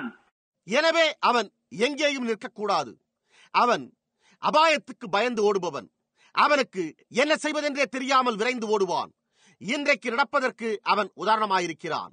அதுதான் அவ்வளவு அழுத்தத்தை உண்டாக்குகிறது என்று நான் நினைக்கிறேன். நாம் ஓடிக்கொண்டே இருக்கிறோம். What's the matter with the world? Knowing they're wrong, knowing the coming of the Lord is at hand, and the pressure's building up, and they're on the run. உலகத்தோடு உள்ள காரியமும் அதுவே. அவர்கள் தவறென்று அறிந்திருக்கிறார்கள். கர்த்தருடைய வருகையோ சமீபத்தில் இருக்கிறது என்று அறிந்திருந்தும் அழுத்தம் அதிகரித்துக் கொண்டே இருக்கிறது. அவர்களோ ஓடிக்கொண்டே இருக்கிறார்கள். Roadhouse, gambling den, luxury, sin, immoral decay, anything to give vent. Listen to television, dirty jokes, anything, give vent. They're on the run. சாலை வீடு, சூதாடும் இடம், ஆடம்பரம், பாவம், நன்னடத்தை குலைதல், அழுத்தத்தை வெளியேற்ற ஏதாவது ஒரு வழி, தொலைக்காட்சி பார்த்தல், அவலட்சணமான நகைச்சுவை துணுக்குகள், ஏதாவது ஒரு வழியில் அதை வெளியேற்ற அவர்களோ ஓடிக்கொண்டே இருக்கிறார்கள். There's something fixing to happen, they know it, and they're drinking themselves to death with pleasures and everything else on the run. They know there's something fixing to happen. ஏதோ ஒன்று நடக்கவிருக்கிறது. அவர்கள் அதை அறிந்துள்ளனர். அவர்கள் தாமே மரணத்துக்கு ஏதுவாக குடித்துக் கொண்டும் பல இன்பங்களையும் மற்றவைகளையும் அனுபவித்துக் கொண்டே ஓடுகின்றனர். ஏதோ காரியம் சம்பவிக்கப் போகிறது என்பதை அவர்கள் அறிந்திருக்கிறார்கள். The world speaks of it. We know that something's fixing to happen. This world may be blown up before daylight. Every nation's under tension. Why? உலகமோ அதை குறித்து பேசிக்கொண்டே இருக்கிறது. ஏதோ ஒன்று நடக்கவிருக்கிறது என்று நாமும் அறிந்திருக்கிறோம். பொழுது விடுவதற்கு முன்பு இவ்வுலகம் சுக்குநூறாக உடைந்து போக வகை உண்டு. ஒவ்வொரு நாடும் இறுக்கத்தில் உள்ளது. ஏன்? One time I was in Africa and I was watching a sheep feeding as a lamb or middle grown sheep, and the little fellow was eating very peaceful, and all at once he got restless. ஒரு சமயம் நான் ஆப்பிரிக்காவில் இருந்தபோது புல் மேய்ந்து கொண்டிருக்கும் ஒரு ஆட்டை கவனித்துக் கொண்டிருந்தேன். அது ஒரு ஆட்டுக்குட்டி, ஒரு நடுத்தர வளர்ச்சி கொண்ட ஒரு ஆடு. அந்த குட்டி அமைதியாக மேய்ந்து கொண்டிருந்தது. திடீரென்று அது அமைதியற்ற நிலையை அடைந்தது. And you take a bite, you look around, you take a bite. When he was peaceful, I was watching him. You look, this is calm. அது புல்லை ஒரு கடிகடிக்கும், பிறகு சுற்றுமுற்றும் பார்க்கும். அது பிறகு மீண்டும் ஒரு கடிகடிக்கும். அது அமைதியாக இருந்தபோது நான் அதை கவனித்துக் கொண்டிருந்தேன். அது மிகவும் அமைதியாகவே காணப்பட்டது. I thought, isn't that peaceful out there? Look at that little fella. A shepherd that had been watching him had gone to the corral. Back, native, colored. நானோ அங்கு மிகவும் அமைதியாய் உள்ளதல்லவா, அந்த குட்டியை பார் என்றே எண்ணிக்கொண்டேன். ஆடுகளை மேய்த்துக் கொண்டிருந்த மேய்ப்பன் அப்பொழுது பட்டிக்கு சென்றிருந்தான். சுதேசி, கருப்பு நிறம் உள்ளவன். And watch this little fella. And after a while he got nervous. I thought, what's the matter with that little guy? I was watching, of course, through binoculars. இந்த குட்டியை நான் கவனித்துக் கொண்டிருந்தேன். சற்று கழித்து அதற்கு பயமுண்டானது. அப்பொழுது நான் இந்த குட்டிக்கு என்ன நேர்ந்தது என்று எண்ணினேன். நான் அதை தூரதரிசி கண்ணாடியின் வழியாக கவனித்துக் கொண்டே இருந்தேன். And he got so nervous, he looked this way and that way. He started blinking. He didn't know what to do. I thought, what made the little fellow get so excited all at once? அதற்கோ பயமுண்டானது. அது இந்த வழியாகவும் அந்த வழியாகவும் பார்த்தது. பின்னர் அது கத்தத் தொடங்கினது. அதற்கு என்ன செய்வதென்றே தெரியவில்லை. இந்த குட்டிக்கு திடீரென்று பயமுண்டாக காரணம் என்ன என்று நான் எண்ணினேன். Now he was in a little pasture field. But way over behind there, I noticed something raise up and lay down again. About a half a mile from him. Hid good in the weeds. A line slipping up. இப்பொழுது அது ஒரு சிறு புல்வயலில் இருந்தது. ஆனால் அதற்கு பின்னால் தொலைதூரத்தில் ஏறக்குறைய அரை மைல் தூரத்தில் ஏதோ ஒன்று எழும்புவதையும் பதுங்குவதையும் நான் கவனித்தேன். புதர்கள் அண்டையில் ஒரு சிங்கம் பதுங்கி மெல்ல நகர்ந்து கொண்டிருந்தது. And that little fella, something in him was building to a place that he knew there was danger somewhere. He couldn't see it, but the lion had smelt the sheep. And he had to get quick now to get him before the shepherd got him out of the way. அந்த குட்டிக்குள் இருந்த ஏதோ ஒன்று அதிகரித்துக் கொண்டே வந்து எங்கோ ஆபத்து உள்ளது என்பதை அது அறிந்து கொண்டது. அந்த குட்டி சிங்கத்தை காணவில்லை. ஆனால் அந்த சிங்கம் ஆட்டை முகர்ந்தது. மேய்ப்பன் அதை ஓட்டிச் செல்வதற்கு முன்பு அது வேகமாக அதை கவ வேண்டும். So then, watching him, tension had built, and in the distance this lion was slipping up real easy. Yet the sheep couldn't see the lion, but there's just something inside of him that told him that danger was at hand. நான் அதை கவனித்த போது அதற்கு இறுக்கம் அதிகரித்தது. தூரத்தில் சிங்கம் மெல்ல நழுவி வந்து கொண்டிருந்தது. ஆட்டிற்கு சிங்கத்தை காண முடியவில்லை. ஆனால் அதற்குள் இருந்த ஏதோ ஒன்று ஆபத்து நெருங்கிக் கொண்டிருக்கிறது என்பதை அதற்கு அறிவித்தது. That's the way it is today, that there's something inside of people that lets them know something is fixing to happen. We know it. இன்றைக்கும் அவ்வாறே உள்ளது. ஜனங்களுக்குள் இருக்கும் ஒன்று ஏதோ ஒன்று நடக்கவிருக்கிறது என்பதை அவர்களுக்கு அறிவித்துக் கொண்டிருக்கிறது. நாம் அதை அறிவோம். The Christian knows it. The world knows it. The drunkard knows it. The gambler knows it. The businessman, the governments, the UN, all of them know that something's fixed to happen. It's built attention. கிறிஸ்தவன் அதை அறிந்திருக்கிறான். உலகம் அதை அறிந்திருக்கிறது. குடிகாரன் அதை அறிந்திருக்கிறான். சூதாடுபவன் அதை அறிந்திருக்கிறான். வியாபாரி, அரசாங்கங்கள், ஐநா சபை எல்லோருமே ஏதோ ஒன்று நடக்கவிருக்கிறது என்பதை அறிந்துள்ளனர். அது இறுக்கத்தை அதிகரித்துள்ளது. Women, mothers, just one cigarette after another. I watch them come to the school. They drive through our lane there. I have to watch my kids and my dog. ஸ்திரீகள், தாய்மார்கள் ஒன்றன் பின் ஒன்றாக சிகரெட் புகைக்கின்றனர். அவர்கள் பள்ளிக்கூடத்துக்கு வரும்போது அவர்களை கவனிக்கிறேன். அவர்கள் எங்கள் சந்து வழியாக தலை தெறிக்க காரோட்டுகின்றனர். எனவே நான் என் பிள்ளைகளையும் என் நாயையும் கவனமாக பாதுகாக்க வேண்டியதாய் உள்ளது. On a 20-mile zone, 70 miles an hour. Women taking their children to school. Cigarette in their hand, hanging out one door, fussing with their kids, and down there and squeak the brakes or the wheels and lay cars on the street, and here they come back again. 20 mile வேகத்தில் செல்ல வேண்டும் என்று குறிக்கப்பட்டுள்ள பகுதியில் அவர்கள் மணிக்கு 70 mile வேகம் செல்கின்றனர். ஸ்திரீகள் தங்கள் பிள்ளைகளை பள்ளிக்கூடத்துக்கு கொண்டு வரும்போது கையில் சிகரெட்டோடு வருவதும், காரின் கதவின் வழியாக வெளியே எட்டி பார்ப்பதும், பிள்ளைகளோடு சண்டையிடுவதும், பிரேக்கை அழுத்தி கிரீச் என்று சத்தமிட்டு சக்கரங்கள் தெருவில் சடிதியாக நிற்பதுமாயிருக்கின்றனர். அவர்கள் பள்ளிக்கூடத்திலிருந்து திரும்பி வருகின்றனர். I seen the wind blow 4 or 5 little kids fly off the road the other day. Of some neurotic mother. Where's she going? What's the matter?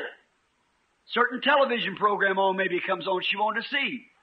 ஒரு நரம்பு தாழ்ச்சி கொண்ட தாயானவள் தலைதெறிக்க காரொட்டி கொண்டு போன போது பலத்த காற்று வீசி 4-5 பிள்ளைகளை சாலையிலிருந்து தூக்கி எறிந்ததை அன்றொரு நாள் கண்டேன். அவள் எங்கே செல்கிறாள்? என்ன நேர்ந்தது? அவள் காண விரும்பின ஏதோ ஒரு தொலைக்காட்சி நிகழ்ச்சிக்கு நேரத்தோடு வீடு திரும்ப அவ்வாறு சென்றாள். But that's it. Tension.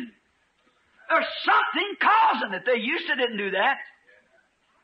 Something's approaching. Death and destruction is on its road here. It isn't very far away. Something is approaching. அதுதான் இறுக்கம். ஏதோ ஒன்று அது உண்டாக காரணமாய் உள்ளது. முன்பெல்லாம் அவர்கள் அப்படி செய்வது கிடையாது. ஏதோ ஒன்று அணுகிக் கொண்டிருக்கிறது. மரணமும் அழிவின் பாதையில் வந்து கொண்டிருக்கிறது. அது வெகு தூரம் இல்லை. ஏதோ ஒன்று அணுகிக் கொண்டிருக்கிறது. Now, in the Old Testament, God seeing that some of this trouble was accidentally done. So, if you're innocent and not guilty, God makes a way for you. பழைய ஏற்பாட்டின் காலத்தில் இந்த தொல்லைகளில் சில எதிர்பாராத விதமாக நடப்பதை தேவன் கண்டார்.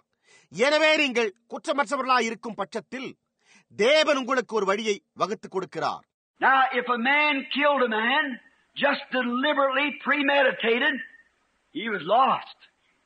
He could not come to this place.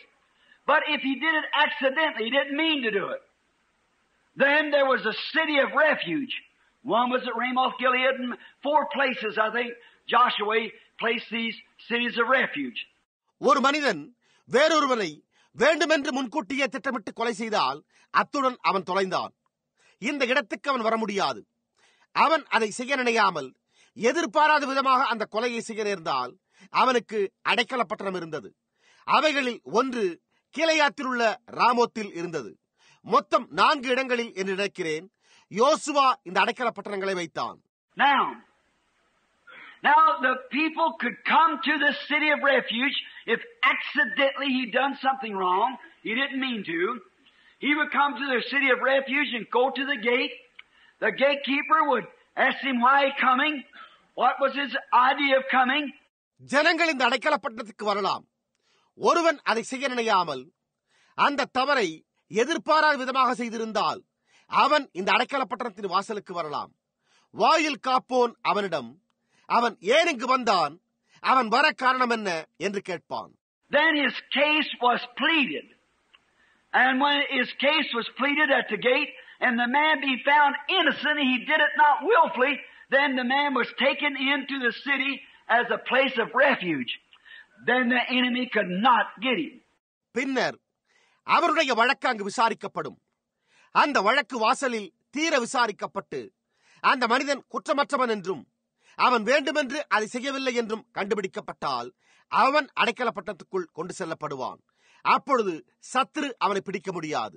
And if he lied and done wrong and come into the city of refuge, though he was holding to the altar horns, his enemy had the privilege and right to drag him from that altar and kill him.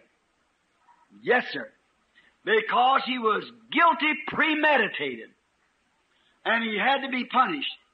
அவன் பொய் சொல்லி உண்மையில் அந்த தவறை செய்திருந்து அடைக்கலப்பட்டணத்துக்குள் நுழைந்திருந்தால் அவன் பலிபீடத்தின் கொம்புகளை பிடித்துக் கொண்டாலும் அவனை பலிபீடத்திலிருந்து வெளியே இழுத்துச் சென்று அவனை கொன்று போடுவதற்கு சத்துருவுக்கு உரிமை உண்டு.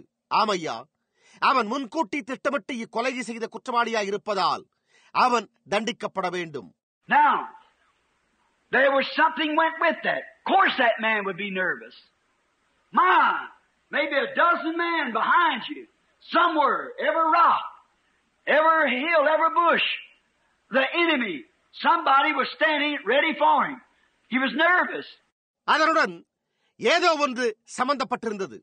அந்த மனிதன் பயந்து போயிருப்பான். அவனை 1 டஜன் பேர் துரத்தி வந்திருக்க கூடும்.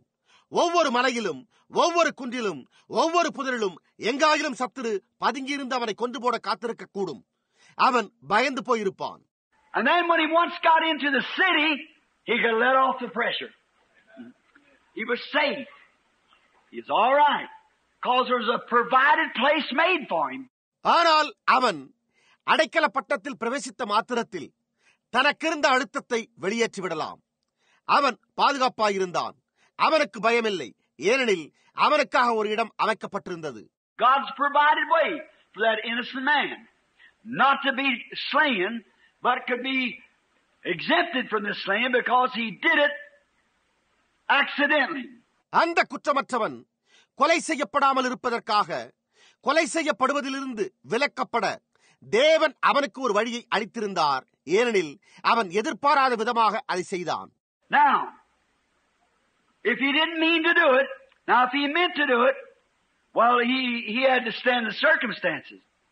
But there's no chance for him. If he did it willfully, அவன் அதை செய்ய நினையாதிருக்கும் பட்சத்தில், அவன் அதை வேண்டுமென்று செய்யாதிருந்தால் அவன் சூழ்நிலையை சந்தித்தே ஆக வேண்டும். அவன் வேண்டுமென்று செய்திருந்தால் அவனுக்கு தப்பிக்க வழியே இல்லை. And there's 2 classes of people today. May I say this? There's men and women in the world today, Brother Ruddle, that really don't want to do these things they're doing. இன்று மக்களில் 2 சாரார் இருக்கிறார்கள். நான் இதை கூறுவேனாக. சகோதரன் ரடல், இன்று உலகில் தாங்கள் செய்து கொண்டிருப்பதை செய்ய விரும்பாத ஆண்களும் பெண்களும் இருக்கிறார்கள். There's men and women in the world today that don't want to sin. I feel sorry for them. They don't want to do anything wrong, but they do it. They're drove to it. பாவம் செய்ய விரும்பாத ஆண்களும் பெண்களும் இன்று உலகில் இருக்கின்றனர். அவர்களுக்கு தவறு செய்ய விருப்பமில்லை, ஆனால் அவர்கள் செய்கின்றனர். அவர்களுக்காக நான் வருந்துகிறேன். அவர்கள் அந்நிலைக்கு விரட்டப்பட்டனர். Now there's a place for that person that wants to do right. There's a place to let off that pressure. It's true. But there's some that doesn't care. நன்மை செய்ய விரும்பும் அந்த நபருக்கு புகலிடமான ஒரு இடம் உண்டு, அது உண்மை. ஆனால் மற்ற சாராரோ இதை குறித்து கவலை கொள்வதே இல்லை. The other day, a brother Hickerson got me a pass from the warden of the federal prison in LaGrange, Kentucky, to go fishing. And I met a colored boy back there from Louisville. அந்த ஒரு நாள் சகோதரன் இக்கர்சன் என்னும் ஒருவர் கென்டக்கியில் உள்ள லாக்ரேஞ்சர் என்னும் இடத்தில் உள்ள அரசாங்க சிறைக்குள் சென்று அங்கு மீன் பிடிப்பதற்கென அதன் அதிகாரியிடமிருந்து அனுமதி சீட்டு ஒன்றை எனக்கு வாங்கி தந்தார். அங்கு லூயிவில்லை சேர்ந்த கருப்பு நிற வாலிபனை சந்தித்தேன். And he told me, I said, a fine looking intelligent man like you, what are you doing in here? He said, well, said Reverend, here's what it was. Said, it's nobody's fault but mine. Said, I once belonged to the Lord. His name is Bishop. He said they call me Holy Bishop because I serve the Lord. அவன் என்னிடம் இவ்வாறு கூறினான், நான் உன்னை போன்ற திடகாத்திரமுள்ள அறிவுள்ள பையனுக்கு இங்கு என்ன வேலை என்று கேட்டேன். அதற்கு அவனோ, சங்கை போதகரே, இதுதான் நடந்தது. நான், இது என்னுடைய தவறு, வேறு யாருடைய தவறும் இல்லை. நான் ஒரு காலத்தில் கர்த்தருக்கு சொந்தமானவன் என்று கூறினான். அவனுடைய பெயர் பிஷப் என்பதாம். அவன், அவர்கள் என்னை பரிசுத்த பிஷப் என்று அழைப்பதுண்டு என்று கூறினான். ஏனெனில் நான் கர்த்தரை சேவித்து வந்தேன் என்றான். He said, me and my wife, we got a little girl. And said, one time I just couldn't stand it, so I just went with the world. Went away from the Lord. Said I had a Christian father and mother. அவன் தொடர்ந்து, எனக்கும் என் மனைவிக்கும் மகள் ஒருத்தி இருக்கிறாள். ஒரு காலத்தில் என்னால் அதில் நிலைநிற்க முடியாமல் நான் கர்த்தரை விட்டு விலகி உலகத்தோடு சென்று விட்டேன். எனக்கு கிறிஸ்தவ தந்தையும் தாயும் இருந்தனர். And so I served 4 years overseas in Korea. How many battles is in, citations and things. He said, but out there the thing we done is just go to dances and so forth. I got mixed with the wrong crowd. அவன், நான் 4 ஆண்டுகளாக வெளிநாட்டில் கொரியாவில் ராணுவத்தில் பணிபுரிந்தேன் என்று கூறினான். அவன் எவ்வளவு யுத்தங்களில் ஈடுபட்டான் என்றும் அவனுக்கு எவ்வளவு பாராட்டுகள் கிடைத்தன என்றும் எடுத்துக் கூறினான். அங்கு நாங்கள் செய்தது நடனங்களுக்கு செல்வதும் மற்ற கேளிக்கைகளில் ஈடுபடுவதுமே என்றும் கூறினான். நான் தவறான கூட்டத்தினரோடு சம்பந்தம் கொண்டிருந்தேன் என்றான். And one day, 2 boys come by and said, Bishop, we want to go up to Quaker May get some groceries. Will you run us up there? Said, my wife just called me to dinner. And I said she called me in there and said, honey, don't you go with them. There's no good in them guys. We got to get away from them and get back to church again. அவன் தொடர்ந்து, அப்பொழுது ஒரு நாள் 2 இளைஞர்கள் என்னிடம் வந்து, bishop, நாங்கள் பலசரக்கு சாமான்கள் வாங்க குவேக்கர் மெய்ட் என்னும் இடத்துக்கு போக உத்தேசித்துள்ளோம். எங்களை உன் காரில் அங்கு கொண்டு செல்ல முடியுமா என்று கேட்டார்கள் என்று கூறினான். அப்பொழுதுதான் என் மனைவி இரவு உணவு உண்ண என்னை அழைத்தாள்.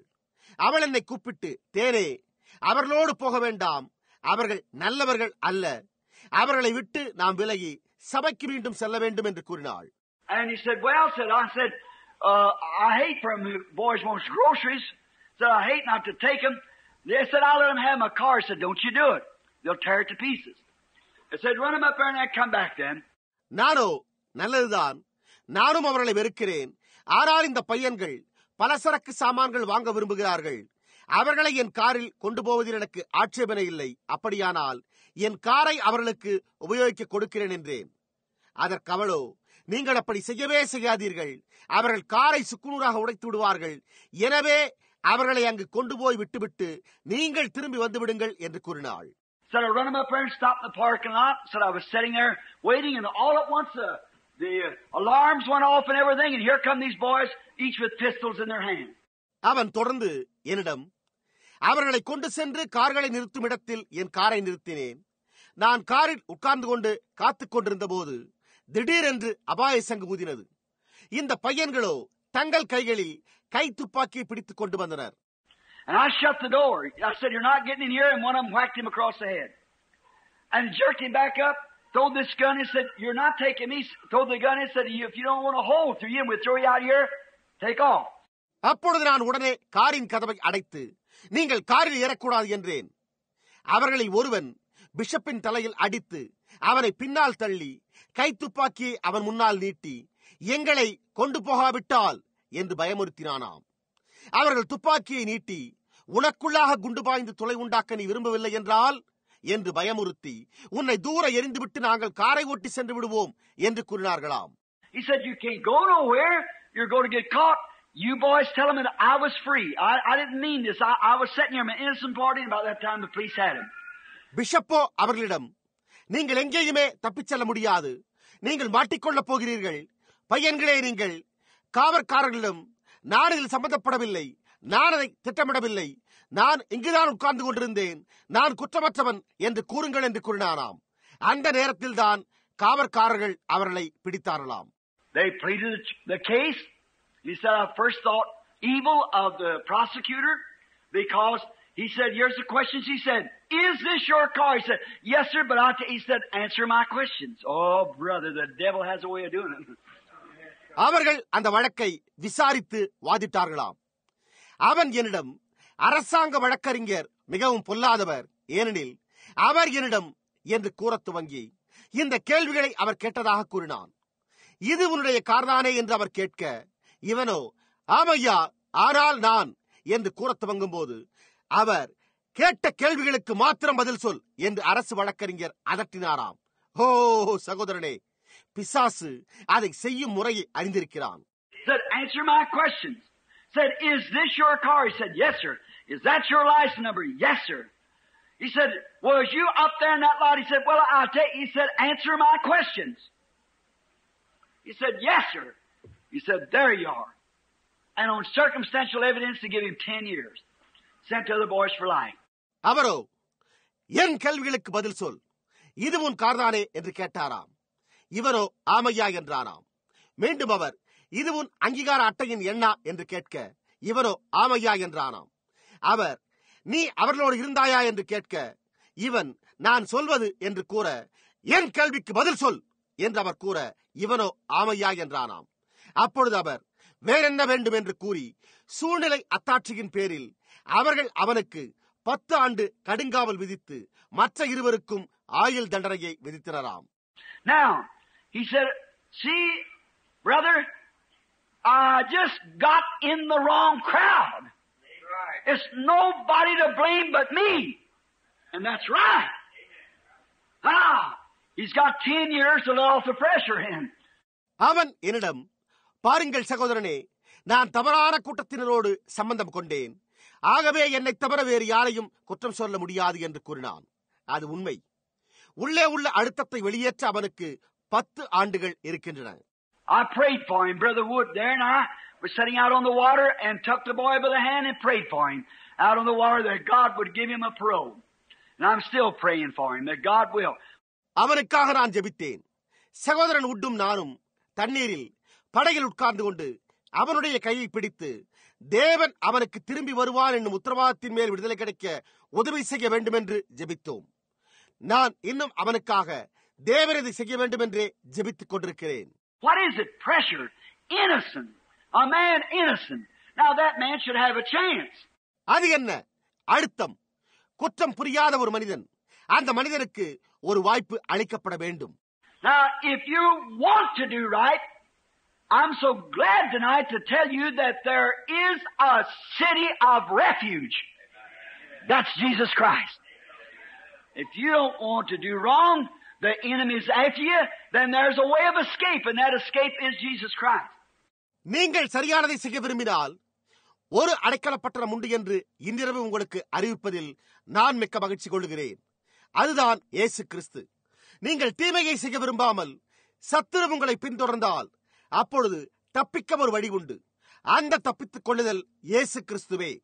There's a place where you can come and let off the steam. But if you're love to sin, and you don't want God, then the enemy is going to overtake you somewhere. You can't come to Christ because you don't want to. நீங்கள் வந்து உங்கள் நீராவியை வெளியேற்ற ஒரு இடம் உண்டு. ஆனால் நீங்கள் பாவம் செய்ய விரும்பி உங்களுக்கு தேவன் வேண்டாம் என்றால் உங்களை பின்தொடரும் சத்துரு எங்காவது ஒரு இடத்தில் உங்களை மேற்கொள்வான். உங்களால் கிறிஸ்துவனிடம் வரவே முடியாது, ஏனெனில் உங்களுக்கு வர விருப்பமில்லை. And when this man comes to Christ, this place of refuge, when the man come in the Old Testament, the first thing, he had to come upon his own free will. And that's why you have to come to Christ. இந்த மனிதன் அடைக்கல ஸ்தலமாகிய கிறிஸ்துவனிடம் வரும்போது, பழைய ஏற்பாட்டின் காலத்தில் ஒரு மனிதன் அடைக்கல பட்டணத்துக்குள் பிரவேசித்தால் முதலாவதாக அவன் சுய சுயாதீன சித்தப்படியே அதில் பிரவேசிக்க வேண்டும். அப்படித்தான் நீங்கள் கிறிஸ்துவனிடமும் வர வேண்டும். Another thing, you must be satisfied while you're there. You can't hang around every day crying, I'd like to get out of here, I'd like to get out of here. They put you out. You must willfully want to stay. It must be that you must want to stay in that city. மற்றொரு காரியம், நீங்கள் அங்கே இருக்கும்போது நீங்கள் திருப்தி அடைந்தவர்களாக இருக்க வேண்டும். நீங்கள் ஒருபோதும், அதாவது நீங்கள் நாள்தோறும் எனக்கு இந்த இடத்திலிருந்து வெளியே செல்ல பிரியம், எனக்கு இங்கிருந்து வெளியே செல்ல வேண்டும் என்று சொல்லிக் கொண்டிருக்க முடியாது. அவர்கள் உங்களை வெளியே அனுப்பிவிடுவார்கள். நீங்களோ மனப்பூர்வமாய் தரித்திருக்க விரும்ப வேண்டும். நீங்கள் அந்த பட்டணத்தில் தரித்திருக்க விருப்பம் கொள்ள வேண்டும். And when you come to Christ, you can't look back to the world. The Bible said he that puts his hand on the plow and turns to look back is not worthy of plowing. அவ்வாறே நீங்கள் கிறிஸ்துவண்டை வரும்போது நீங்கள் உலகத்தை பின்னிட்டு பார்க்க முடியாது. கலப்பையின் மேல் தன் கையை வைத்து பின்னிட்டு பார்க்கிற எவனும் உழுவதற்கு தகுதியுடையவன் அல்ல என்று வேதம் கூறியுள்ளது. Now there's where so many so-called Christians make their mistake. See, they act like they're going to plow. But the first little thing comes along, they blow up about it. அங்குதான் கிறிஸ்தவர்கள் என்று அழைக்கப்படுகிறவர்கள் தங்கள் தவறை செய்கின்றனர். பாருங்கள், அவர்கள் உழப்போவதாக காண்பிக்கின்றனர். ஆனால் ஒரு சிறு காரியம் குறுக்கிட்டாலும் அவர்கள் அதை விட்டுவிடுகிறார்கள். The other day I had an experience of that, as you all know, and I thank you for your prayers. As I hunt and fish and shoot targets and things, I've always wanted a Weatherby Magnum rifle. அன்றொரு நாள் எனக்கு அந்த அனுபவம் ஏற்பட்டது. உங்கள் எல்லோருக்கும் அது தெரியும். உங்கள் ஜெபங்களுக்காக உங்களுக்கு நன்றி கூறுகிறேன். நான் வேட்டையாடுவதும் மீன் பிடிப்பதும் லக்கை சுடுவதும் வழக்கம். எனக்கு எப்பொழுதுமே ஒரு வெதர்பி மாக்னம் துப்பாக்கியின் மேல் ஆவல் இருந்தது. Well, some of my friends would have bought it for me. I know people, if I just mentioned it, they'd gladly done it. Frankly, 2 or 3 wanted to do it. But I couldn't see them put that much money in a rifle when I know missionaries ain't got shoes on their feet. I couldn't do that. என்னுடைய நண்பர்களில் சிலர் அதை எனக்கு வாங்கி கொடுத்திருப்பார்கள். எனக்கு சில பேர்களை தெரியும். என் ஆவலை தெரிவித்திருந்தால் அவர்கள் மகிழ்ச்சியோடு வாங்கி கொடுத்திருப்பார்கள். வெளிப்படையாக கூறினால் 2-3 பேர் அதை வாங்கித்தர முன்வந்தனர். மிஷனரிமார்களோ கால்களில் காலணிகள் கூட இல்லாமல் ஊழியம் செய்யும் போது அவ்வளவு பெரிய தொகையை கொடுத்து ஒரு துப்பாக்கி எனக்கு வாங்கி கொடுக்க நான் பிரியப்படவில்லை. என்னால் அதை செய்ய முடியவில்லை.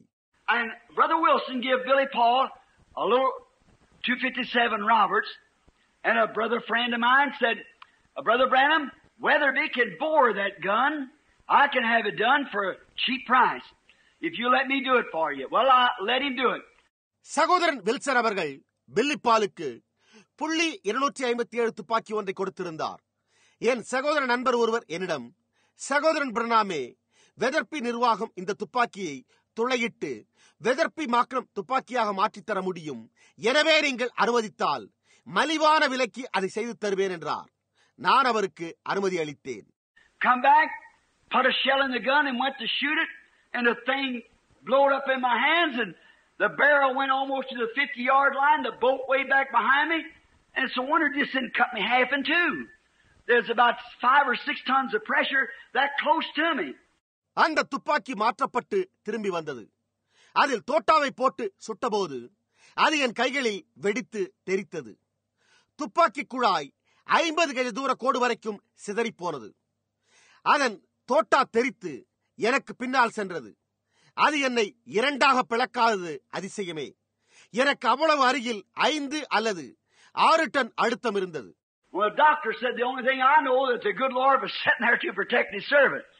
ஒரு மருத்துவர் என்னிடம், எனக்கு ஒன்று மாத்திரமே தெரியும், அதாவது நல்ல தேவன் தமது ஊழியக்காரனை பாதுகாக்க அங்கு உட்கார்ந்து கொண்டிருந்தார் என்றார். Now, the thing that I'm thinking of, here's where it comes. If that would have been a Weatherby Magnum to start with, what was the matter? There's a flaw in the rifle. The head space is bored too loose. That's what's the matter with a lot of us. In our conversion, our head space is bored too loose. நான் நினைப்பது என்னவெனில், இதுதான் தீர்மானம். அது தொடக்கத்திலேயே வெதர்பி மாக்னம் துப்பாக்கியாக இருந்திருந்தால் விஷயம் என்ன? அந்த துப்பாக்கியில் குறை இருந்தது. அதன் தலைபாகம் மிக தளர்ச்சியாக துளையிடப்பட்டிருந்தது. நம்மில் அநேகருக்கும் கூட நமது மனமாற்றத்தில் உள்ள தொல்லை அதுவே. நமது தலைப்பாகம் மிகவும் தளர்ச்சியாகவே துளையிடப்பட்டுள்ளது. Not that been a Weatherby, from the very beginning, from the very steel that was poured to make the barrel, it would have been bored out and made a Weatherby Magnum. It would not have blown up. But because it was trying to be converted to something that it really wasn't, then it blowed up. அது தொடக்கத்திலேயே வெதர்பி துப்பாக்கியாக இருந்து அதன் குழாய் தரமான எக்கினால் வார்க்கப்பட்டு துளையிடப்பட்டிருந்தால் அது உயர்தர வெதர்பி மாக்னம் துப்பாக்கியாக இருந்திருக்கும். அது வெடித்திருக்காது. ஆனால் அவ்வாறு இல்லாத ஒன்றை அவ்வாறாக மாற்ற முயன்ற காரணத்தால் அது வெடித்து சிதறிப்போனது. And so will every man find the same thing. That professes to be a Christian, that doesn't get the right start from the new birth. He'll blow up somewhere. There's too much pressure on it. It won't stand it. He'll find himself blown up somewhere. அவ்வாறே கிறிஸ்தவர் என்று கூறிக்கொண்டு புதிய பிறப்பிலிருந்து சரியாக தொடங்காத ஒவ்வொரு மனிதனும் இதே காரியத்தையே கண்டறிவான். அவன் எங்கோ வெடித்து விடுவான். அதில் மிக அதிக அழுத்தம் உண்டாயிருக்கும். அது தாங்காது. அவன் எங்காவது தானாகவே வெடித்து சிதறுவதை கண்டறிவான். People trying to impersonate somebody's ministry that hasn't been called to it. Finally, it's going to blow up. You've got to be ordained of God. ஜனங்கள் தாங்கள் அழைக்கப்படாத மற்றொருவரின் ஊழியத்தை ஏற்று பாவனை செய்யும் போது அது அவர்களை முடிவில் வெடித்து சிதறச் செய்துவிடும். நீங்கள் தேவனால் நியமிக்கப்பட்டிருக்க வேண்டும். It's got to be God, not some handshake, some sentimental story, but it's coming upon the basis of the shed blood of Christ and your faith in what God did for you through Jesus Christ. If not, you're going to blow up somewhere. அது தேவனாயிருக்க வேண்டும். ஏதோ ஒரு கைக்குலுக்குதல், ஏதோ ஒரு உணர்ச்சி வசப்படும் கதையல்ல. அது சிந்தப்பட்ட கிறிஸ்துவின் ரத்தத்தையும் இயேசு கிறிஸ்துவின் மூலமாய் தேவன் உங்களுக்கு என்ன செய்தார் என்பதன் பேரில் நீங்கள் கொண்டுள்ள விசுவாசத்தையும் அடிப்படையாக கொண்டிருக்க வேண்டும். இல்லை என்றால் நீங்கள் எங்காவது வெடித்து சிதறப் போகிறீர்கள். Somebody will step on your toes and away you go. See, it's a pressure building up all the time and soon it'll blow up. யாராவது ஒருவர் உங்களை அவமதித்து வருத்தம் உண்டாக்கினால் நீங்கள் விலகிச் சென்று விடுவீர்கள். புரிகின்றதா? பாருங்கள், அது எல்லா நேரத்திலுமே அழுத்தத்தை அதிகரித்துக் கொண்டே வந்து சீக்கிரத்தில் அது வெடித்து சிதறிவிடும். The man must want to stay in the refuge. He can't go in there complaining. He must want to stay. No complainings about it. Outside he dies. Inside he's safe. அடைக்கல பட்டணத்தில் தங்க விருப்பமுள்ள எவனும் குறை கூறிக்கொண்டிருக்க முடியாது. அவன் அங்கு தங்க வேண்டுமென்றால் குறை கூறவே கூடாது. அதற்கு வெளியே அவன் மரித்து விடுவான். உள்ளேயோ பாதுகாப்பாயிருப்பான். Well, I want to say something to people here if you're not a Christian. I come to this city of refuge about 31 years ago. Brother, I've never wanted to go out. Oh, I come into Christ. Everything that I long for was in here. I don't want to go out. இங்குள்ள கிறிஸ்தவர் அல்லாதவருக்கு ஒன்றை கூற விரும்புகிறேன். 31 ஆண்டுகளுக்கு முன்பு நான் இந்த அடைக்கல பட்டணத்துக்குள் பிரவேசித்தேன். சகோதரனே, அங்கிருந்து வெளியே செல்ல நான் விரும்பினதே இல்லை. நான் கிறிஸ்துவுக்குள் வந்துவிட்டேன். நான் வாஞ்சித்த அனைத்தும் இங்கு உள்ளது. எனக்கு வெளியே செல்ல பிரியமே இல்லை. I pray daily, oh God, I'm so happy here, just let me stay. I never want to leave. And I know He'll never leave me. I know He'll never leave you. And the pressure gets great. If it does, then He is our outlet. So we don't have to worry about it. ஓ தேவனே, இங்கு நான் மிகுந்த மகிழ்ச்சியோடு இருக்கிறேன். இங்கேயே நான் தங்கியிருக்க அனுமதியும் என்று நாள்தோறும் நான் ஜெபிக்கிறேன். எனக்கு இங்கிருந்து செல்ல பிரியமே இல்லை. அவர் என்னை ஒரு காலம் விட்டு விலக மாட்டார் என்று நான் அறிந்திருக்கிறேன். அவர் உங்களையும் விட்டு விலக மாட்டார் என்றும் நான் அறிவேன். அழுத்தம் அதிகரிக்கும் பட்சத்தில் அவரே நமக்கு வெளியேற்றும் குழாயாக அமைந்திருக்கிறார். எனவே அதை குறித்து நாம் கவலைப்பட வேண்டிய அவசியமே இல்லை. If you're all pressured up and don't know where you're going, what's going to happen to you after death, and you know you're going to die sometime, you've got it to do, then the thing to come is come to Christ, the refuge, and let off the pressure. நீங்கள் முழுவதும் அழுத்தமுள்ளவர்களாகி எங்கு செல்கின்றீர்கள் என்றும் மரணத்துக்கு பிறகு உங்களுக்கு என்ன நேரிடும் என்றும் அறியாதிருந்தால் நீங்கள் ஏதோ ஒரு நேரத்தில் மரிக்கப் போகின்றீர்கள் என்பதை அறிந்திருக்கிறீர்கள். அது எப்படியும் நடந்தே ஆக வேண்டும். நீங்கள் செய்ய வேண்டியதோ என்னவெனில் அடைக்கலமாகிய கிறிஸ்துவனிடம் வந்து அழுத்தத்தை வெளியேற்றுவதே. Settle it once for all. No matter what takes place, Christ is our refuge, and when we come to Him, we can let off the pressure. அதை ஒரேடியாக தீர்த்து வையுங்கள். என்ன நடந்தாலும் கவலைப்பட வேண்டியதே இல்லை. கிறிஸ்துவே நமக்கு அடைக்கலம். நாம் அவரண்டை வரும்போது நம்மால் அழுத்தத்தை வெளியேற்றிவிட முடியும். You can quit worrying about, well, if I die, what's going to happen to me? What's going to happen to the wife? What's going to happen to the husband? What's going to happen to the children? Just come to Christ and let off the pressure. நான் மரித்து போனால் எனக்கு என்ன சம்பவிக்கும்? என் மனைவியின் கதி என்ன? என் கணவரின் கதி என்ன? என் பிள்ளைகளின் கதி என்ன என்றெல்லாம் கவலைப்படுவதை நீங்கள் விட்டு விலகலாம். நீங்கள் கிறிஸ்துவிடம் வந்து அழுத்தத்தை வெளியேற்றுங்கள். He gave us all things are ours by Christ, so just let the pressure off. The only one way you can do it.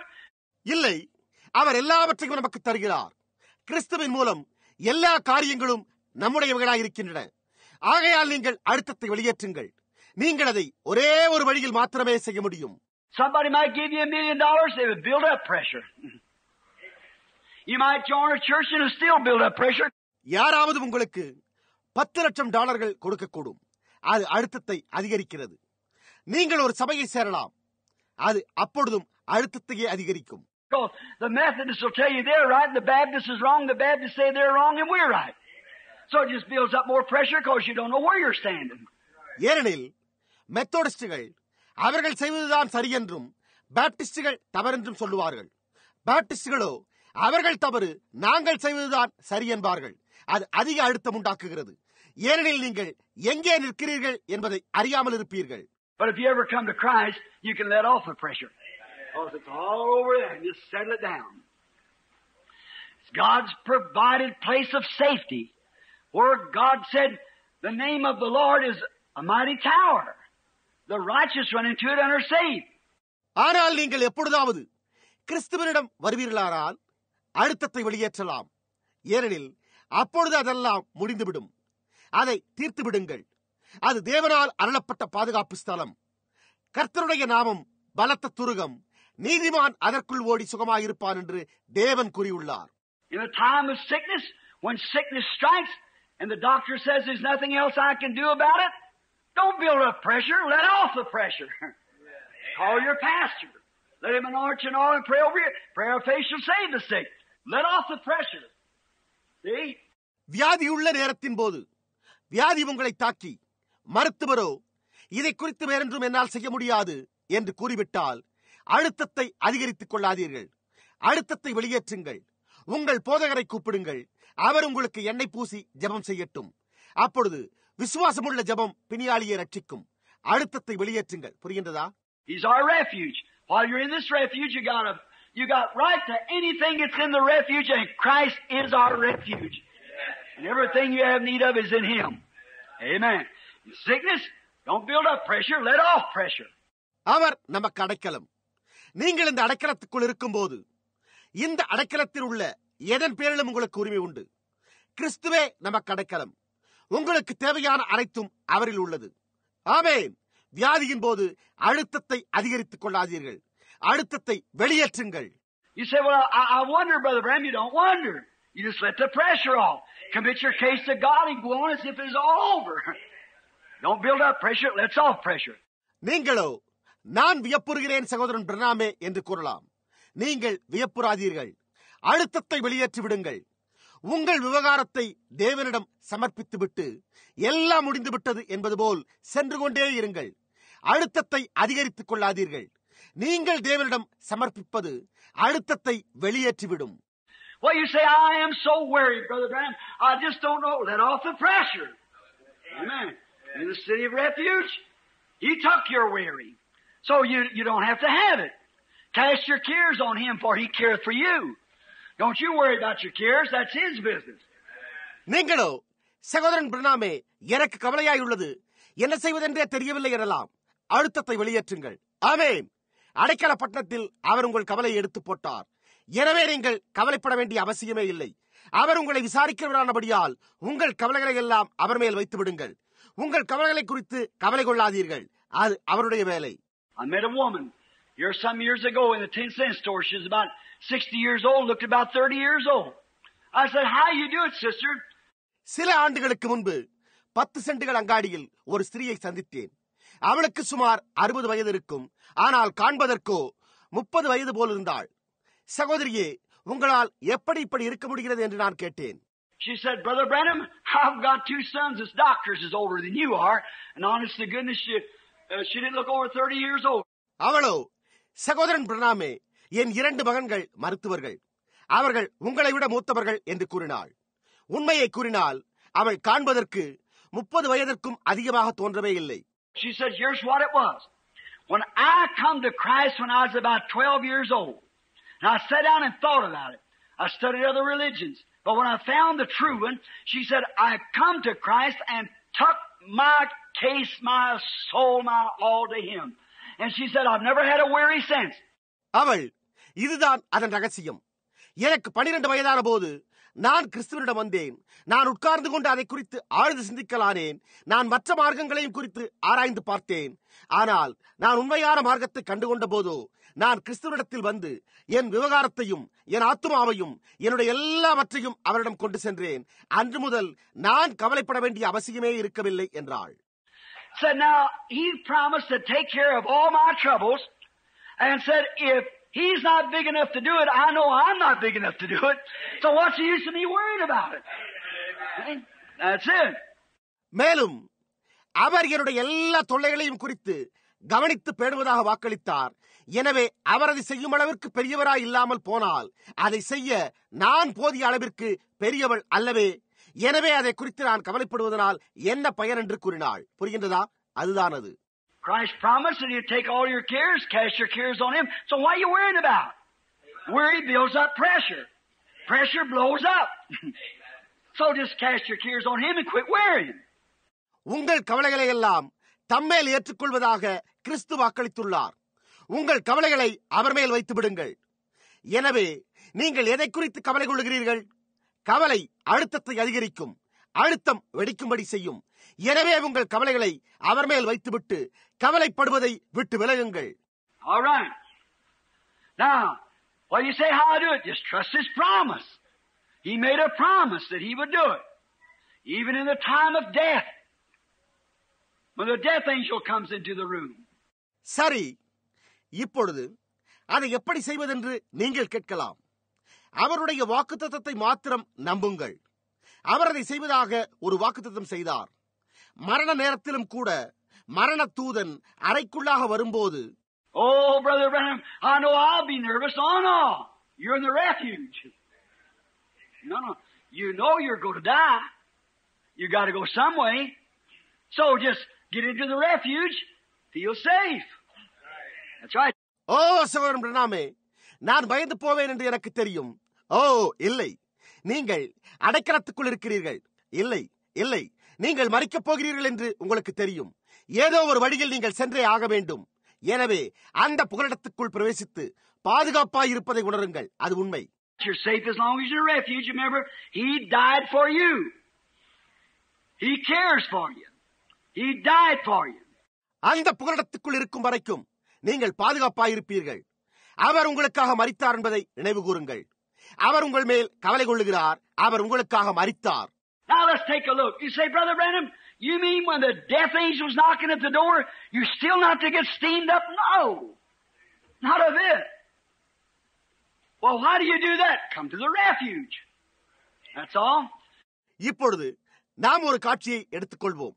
நீங்கள் சகோதரன் பிரணாமே, மரணத்தூதன் கதவை தட்டும்போது கூட நாம் பயப்படக்கூடாது என்றா நீர் சொல்லுகிறீர் என்று கேட்கலாம். சிறிதளவும் பயப்பட வேண்டியதே இல்லை. நீங்கள் எப்படி பயப்படாமல் இருக்கிறீர்கள்? புகலிடத்துக்கு வாருங்கள், அவ்வளவுதான். What do you say, Brother Branham? Well, now wait a minute. Let's take Israel down in Egypt. There come a time where God said, I'm going to send the death angel through the land, and I'm going to take every one of the elders of this family unless there's blood on the door. That great night of the Passover. நீங்களோ சகோதரன் பிரணாமே எனலாம். இப்பொழுது ஒரு நிமிடம் பொறுங்கள். இஸ்ரவேலர் எகிப்தில் இருந்ததை நாம் எடுத்துக்கொள்வோம். ஒரு காலத்தில் பஸ்காவின் அந்த மகத்தான இரவின் போது தேவன், நான் சங்கார தூதனை தேசத்தினூடாக அனுப்பப் போகிறேன், வாசலில் ரத்தம் பூசப்பட்டிருந்தால் ஒழிய மற்றபடி ஒவ்வொரு குடும்பத்திலும் உள்ள தலைச்சன் பிள்ளையையும் நான் கொன்று போடப் போகிறேன் என்றார். Now here's Israel, a promised people, going to a promised land. And it's the night of the Passover. The death angel is in the land. And we hear a scream coming from down the street. Well, look out. 2 big black wings are waving down the street. You think Israel is all excited? No, sir. அங்கு வாக்குத்தத்தம் பெற்றிருந்த இஸ்ரவேல் ஜனங்கள் வாக்குத்தத்தம் பண்ணப்பட்ட தேசத்துக்கு சென்று கொண்டிருந்தனர்.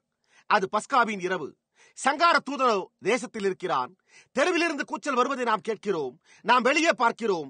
2 பெரிய கருப்பு சட்டைகள் தெருவின்படியாக சட்டையடித்து சென்று கொண்டே இருக்கின்றன. இஸ்ரவேல் ஜனங்கள் கலக்கமடைந்தனர் என்றார் நீங்கள் நினைக்கிறீர்கள்? இல்லை ஐயா. Death was at the door. The little boy looked out the window. He's the oldest of the family. He sees that big black angel. He looks and said, Daddy, do you love me? Sure, son, I love you. மரணம் வாசலில் இருந்தது. சிறு பையனோ ஜன்னலின் வழியாக எட்டி பார்த்தான். அவன்தான் குடும்பத்தின் தலைச்சன் பிள்ளை. அவன் அந்த பெரிய கருப்பு தூதனை காண்கிறான். அவன், அப்பா, நீங்கள் என்னை நேசிக்கிறீர்களா என்று நோக்கி பார்த்து கேட்கிறான். அப்பொழுது தகப்பனோ, நிச்சயமாகவே மகனே, நான் உன்னை நேசிக்கிறேன் என்று கூறுகிறார். Well, Daddy, am I not your firstborn? Yes, you are, son. Look at there, Daddy. That angel got that little boy. I knowed him. I played with him. Oh, Daddy, here he comes towards the house. மீண்டும் மகன், அப்பா, நான் உங்கள் தலைச்சன் பிள்ளை இல்லையா என்று கேட்க, தகப்பனோ, ஆம் மகனே, நீதான் தலைச்சன் பிள்ளை என்கிறான். அப்பொழுது மகன், அங்கே பாருங்கள் அப்பா, அந்த தூதன் அந்த சிறுவனை கொன்று விட்டானே. அந்த பையனை எனக்கு தெரியும். அவனோடு நான் விளையாடி இருக்கிறேன். ஓஹோ அப்பா, இதோ தூதன் வீட்டை நோக்கி வருகிறானே என்கிறான். But son, you see on that doorpost? Hallelujah. Daddy, will he get me? No, sir, son. He can't get you. Why? That's his promise. When I see the blood, I'll pass over you. Go back and get your toys and start playing, son. There's no need of worrying. We're in God's refuge. Let off the steam. அதற்கு தகப்பனோ, ஆனால் மகனே, நிலைக்காலை பார்த்தாயா என்கிறான். ஹல்லேலூயா. மகனோ, அப்பா, தூதனை கொண்டு விடுவானா என்கிறான். தகப்பனோ, இல்லை மகனே, அவனால் உன்னை கொல்ல முடியாது என்கிறான். மகனோ, ஏன் என்று கேட்கிறான். அது அவருடைய வாக்குத்தத்தமாயிருக்கிறது. நான் ரத்தத்தை காணும் போது உங்களை கடந்து செல்வேன் என்பது. நீ திரும்பி போய் உன்னுடைய விளையாட்டு சாமான்களை எடுத்துக்கொண்டு விளையாட துவங்கு. மகனே, கவலைப்பட வேண்டிய அவசியமே இல்லை. நாம் தேவனுடைய புகலிடத்தில் இருக்கிறோம். நீராவியை வெளியேற்றுங்கள். Israel could sit back and read the Bible while the rest of them is screaming and building up steam. Israel was relaxed. Why? Death right at the door. What difference did it make? It can't hurt them. மற்றவர்கள் கூச்சலிட்டு நீராவியை அதிகரித்துக் கொண்டிருந்த போது இஸ்ரவேல் ஜனங்கள் அமைதியாக உட்கார்ந்து கொண்டு வேதத்தை படிக்க முடிந்தது. இஸ்ரவேல் ஜனங்கள் அமைதியான நிலையில் இருந்தனர். ஏன்? மரணம் வாசலில் இருந்த போதும் அது எத்தகைய வித்தியாசத்தை உண்டாக்கிறது? அது அவர்களை சேதப்படுத்த முடியவில்லை. So when death comes to our door, glory to God, as long as God's requirement, the blood's been placed on the lintel of my heart post, what difference does it make? It can't bother me. எனவே மரணம் நமது வாசலண்டை வருகிற போது தேவனுக்கு மகிமை. தேவனுடைய தேவையான ரத்தம் என் இருதயமாகி நிலைக்காலின் மேல் பூசப்பட்டுள்ள வரைக்கும் அது என்ன வித்தியாசத்தை உண்டாக்குகிறது? அது உங்களை தொல்லைப்படுத்த முடியாது. The doctor says you're going to die tomorrow. What difference does it make? The blood is on the post. You got to die anyhow. But if that blood's been applied, I've got a resurrection coming. Amen. நாளை நீங்கள் மரித்துவிடப் போகிறீர்கள் என்று மருத்துவர் கூறுகிற போது அது என்ன வித்தியாசத்தை உண்டு பண்ணும்? ரத்தமோ நிலைக்காலில் இருக்கிறதே. நீங்கள் எப்படியும் இறக்கத்தான் வேண்டும். ஆனால் அந்த ரத்தம் பூசப்பட்டிருக்குமேயானால் அப்பொழுது எனக்கு ஒரு உயிர்த்தெழுதல் வரப்போகிறது. ஆமென். Israel could be calm. No building up steam for them. Because they know that the death angel couldn't strike them. They were under the blood. It was God's provided way. இஸ்ரவேல் ஜனங்களால் அமைதியாக இருக்க முடிந்தது. அவர்கள் நீராவியை அதிகரித்துக் கொள்ள வேண்டியதில்லை. ஏனெனில் சங்கார தூதன் அவர்களை தாக்க முடியாது என்பதை அவர்கள் அறிந்திருந்தனர். அவர்கள் இரத்தத்தின் கீழ் இருந்தனர். அது தேவனால் அருளப்பட்ட வழி. Now, notice. Say, can I be assured of that? Now, Christians, here we are. Can I be assured of that? I spoke on it last Sunday night. இப்பொழுது கவனியுங்கள். அதை குறித்து நான் நிச்சயமுடையவனாய் இருக்க முடியுமா என்று நீங்கள் கேட்கலாம். கிறிஸ்தவர்களே, இங்கே பாருங்கள். அதை குறித்து நான் நிச்சயமுடையவனாய் இருக்க முடியுமா? அதை குறித்து போன இரவு நான் பேசினேன். Now, Israel was a promised covenant people, God's people. They had been promised a land that was flowing with milk and honey. So they'd never seen that land. Not a one of them have ever been there. But they had a promise of it. இப்பொழுது இஸ்ரவேல் ஜனங்கள் வாக்குத்தத்தம் பண்ணப்பட்ட உடன்படிக்கை செய்யப்பட்ட தேவனுடைய மக்கள். பாலும் தேனும் ஓடுகிற தேசத்தை அவர்கள் சுதந்திரித்துக் கொள்வார்கள் என்று அவர்களுக்கு வாக்களிக்கப்பட்டிருந்தது. எனவே அவர்கள் அந்த தேசத்தை கண்டதே இல்லை. அவர்களில் ஒருவராவது அங்கு சென்றதும் இல்லை. ஆனால் அவர்கள் அதனுடைய வாக்குத்தத்தத்தை உடையவர்களாய் இருந்தனர். They'd never been over there. They didn't know anything about the land. But they were promised that land.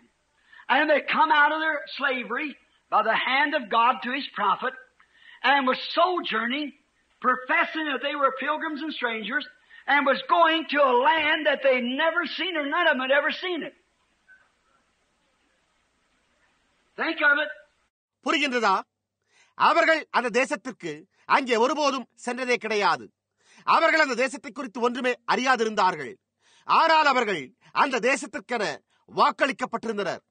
அவர்கள் அவருடைய தீர்க்கதரிசியின் மூலமாக தேவனுடைய கரத்தினால் அவர்களுடைய அடிமைத்தனத்திலிருந்து அவர்கள் வெளியே வந்தனர். அவர்கள் சஞ்சாரிகளாய் இருந்து அந்நியரும் சஞ்சாரிகளுமாய் இருப்பதாக அறிக்கை செய்து அவர்கள் எவருமே ஒருபோதும் கண்டிராத தேசத்தை நோக்கி பிரயாணம் செய்து கொண்டிருந்தனர். அதை குறித்து யோசித்து பாருங்கள். So they come close to the borderline. There was a great warrior among them named Joshua.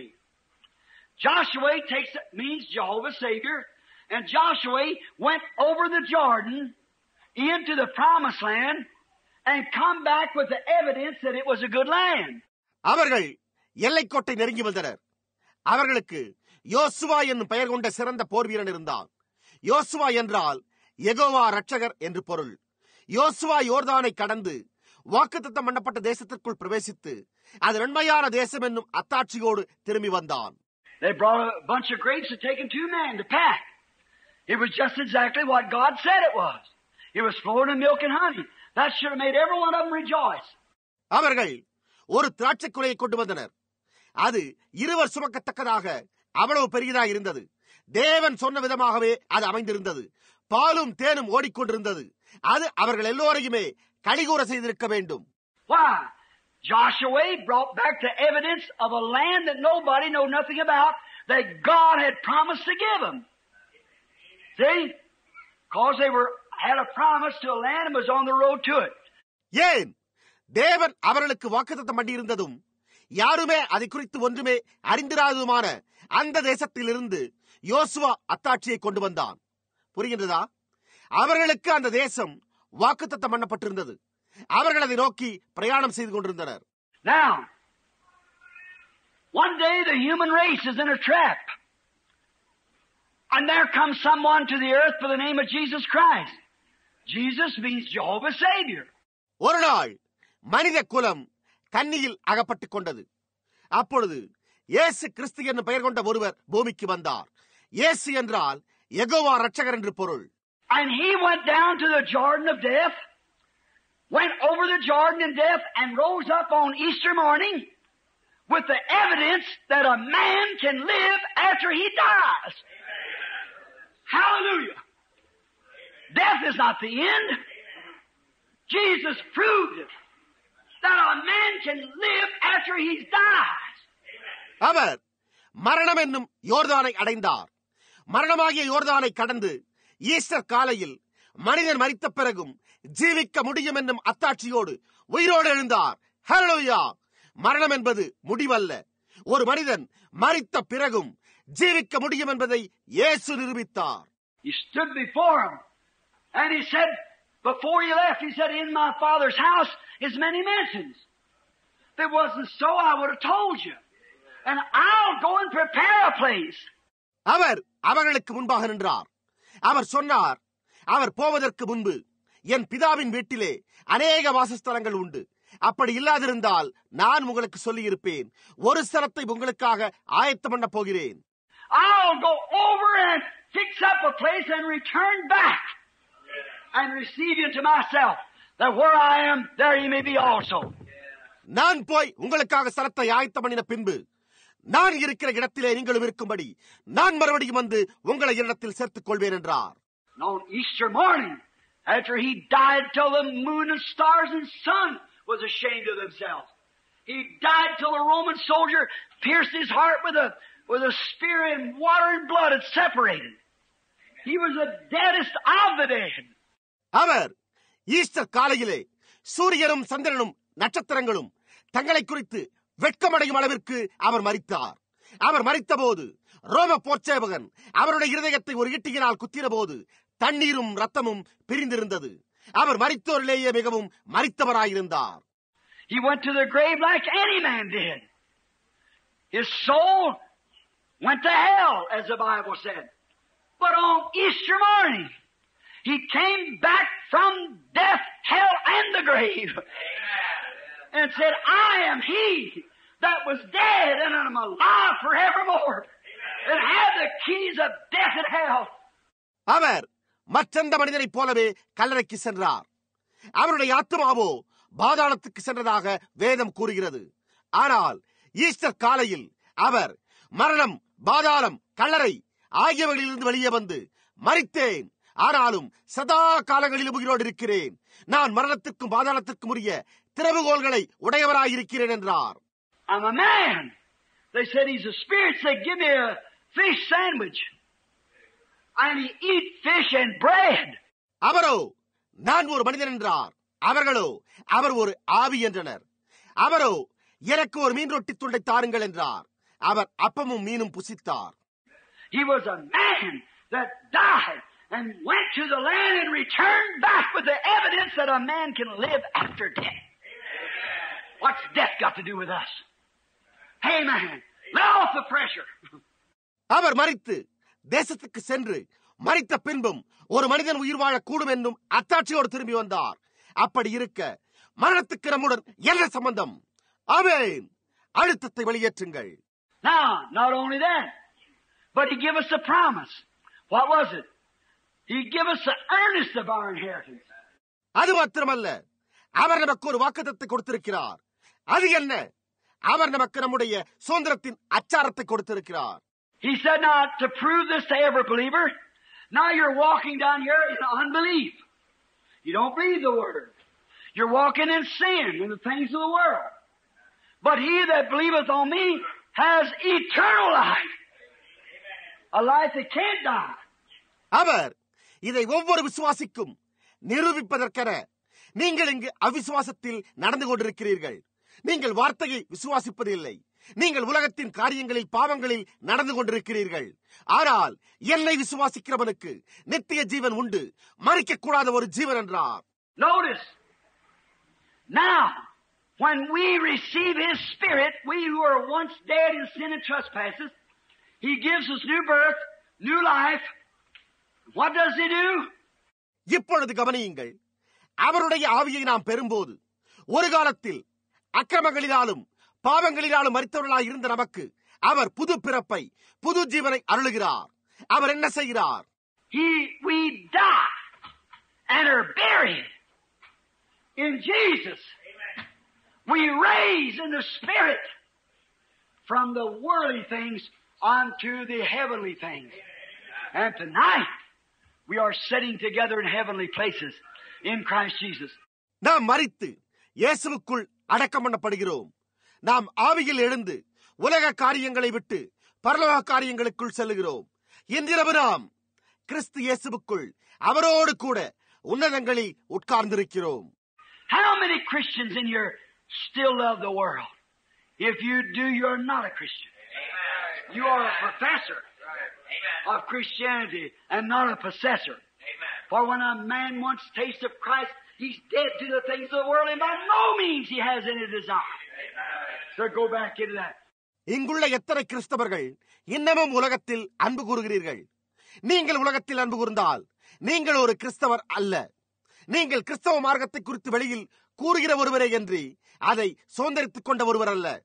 ஏனெனில் ஒரு மனிதர் இயேசு கிறிஸ்துவை ஒருமுறை ருசி பார்த்தால் அவன் உலக காரியங்களுக்கு மரித்து விடுகிறான். அதற்கு மறுபடியும் திரும்புவதற்கு அவனுக்கு எக்காரணத்தை கொண்டும் வாஞ்சையே இராது. What does it do? The life Paul said that I once lived, I live no more. Yet I live, not me but Christ in me. அது என்ன செய்கிறது? பவுலோ, நான் முன்பு வாழ்ந்த ஜீவியத்தை நான் இனி ஒருபோதும் வாழ மாட்டேன். ஆயினும் நான் பிழைத்திருக்கிறேன். இனி நான் அல்ல, கிறிஸ்துவே எனக்குள் பிழைத்திருக்கிறார் என்றான். Why? He raised him from this low level of worldly sin up to a place that we ourselves can look back and see where we come from. Glory! ஏன் அவர் அவனை உலகத்தின் பாவமாகிய இந்த தாழ்ந்த மட்டத்திலிருந்து உயர்த்தினார். நாம் நம்மை திரும்பி பார்த்து நாம் எங்கிருந்து வந்தோம் என்பதை காணும்படியான ஒரு ஸ்தானத்திற்கு உயர்த்தினார். மகிமை! Look back and see where we once lived. Now we live different. What is it? It's the assurance that we are dead and our lives are hid in Christ to God and are sealed by the Holy Ghost and raised above those things. Then we are alive with the same evidence that He come back with to prove to us. நாம் ஒரு காலத்தில் எங்கே ஜீவித்தோம் என்பதை திரும்பி பார்க்கிறோம். இப்பொழுதோ நாம் வித்தியாசமாய் ஜீவிக்கிறோம். அது என்ன? நாம் மரித்து நம்முடைய ஜீவன் கிறிஸ்துவுடனே தேவனுக்குள் மறைந்து பரிசுத்த ஆவியினால் முத்தரிக்கப்பட்டு உலக காரியங்களுக்கு மேலாக உயர்த்தப்பட்டிருக்கிறது என்பதற்கு அது உறுதிப்பாடாய் விளங்குகிறது. அப்பொழுது உயிரோடு இருக்கிற நமக்கு நிரூபிக்கும்படியாய் அவர் எந்த அத்தாட்சியுடன் திரும்பி வந்தாரோ அதே அத்தாட்சியை பெற்றவர்களாய் உயிரோடு இருப்போம். The land is glorious, and this is the down payment. This is the earnest of our salvation. It's the first money that holds the contract. Glory! It holds God's contract. அது மகிமையான தேசம். இது முன்தொகை மாத்திரமே. இது நம்முடைய இரட்சிப்பின் அச்சாரம். இது ஒப்பந்தத்தை நிலைக்க செய்கிற முதல் பணமாயிருக்கிறது. மகிமை! இதுவே தேவனுடைய ஒப்பந்தத்தை நிலைக்க செய்கிறது. He that heareth my words and believeth on him that sent me has everlasting life and shall not come into condemnation, but pass from death unto life. But off the pressure, brother. Yes, sir. Amen. Do you get it? என் வசனத்தை கேட்டு என்னை அனுப்பினவர் விசுவாசிக்கிறவனுக்கு நித்திய ஜீவன் உண்டு. அவன் ஆக்கினை தீர்ப்புக்குட்படாமல் மரணத்தை விட்டு நீங்கி ஜீவனுக்குட்பட்டிருக்கிறான். அழுத்தத்தை வெளியேற்றுங்கள். சகோதரனே, ஆமையா, ஆமென். நீங்கள் அதை புரிந்து கொள்கிறீர்களா? Looky, as Elijah, that great prophet, a type of Christ. Elisha, the type of the church, which a double portion of the Spirit come up on the prophet. கிறிஸ்துவுக்கு ஒரு மாதிரியான அந்த மகத்தான தீர்க்கதரிசியாகிய எலியாவை பாருங்கள். எலிசா சபைக்கு மாதிரியாயிருக்கிறான். அந்த தீர்க்கதரிசியின் மேல் இரட்டிப்பான ஆவி வந்தது. He walked to the Jordan one day, a type of this day, this government and things we have now.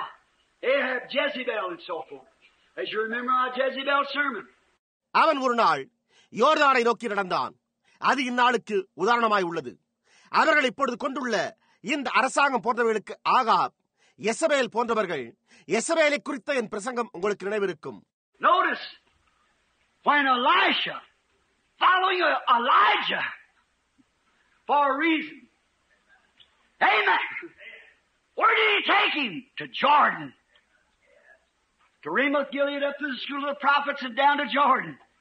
கவனியுங்கள், ஒரு காரணத்துக்காக எலிசா எலியாவை பின்தொடர்ந்த போது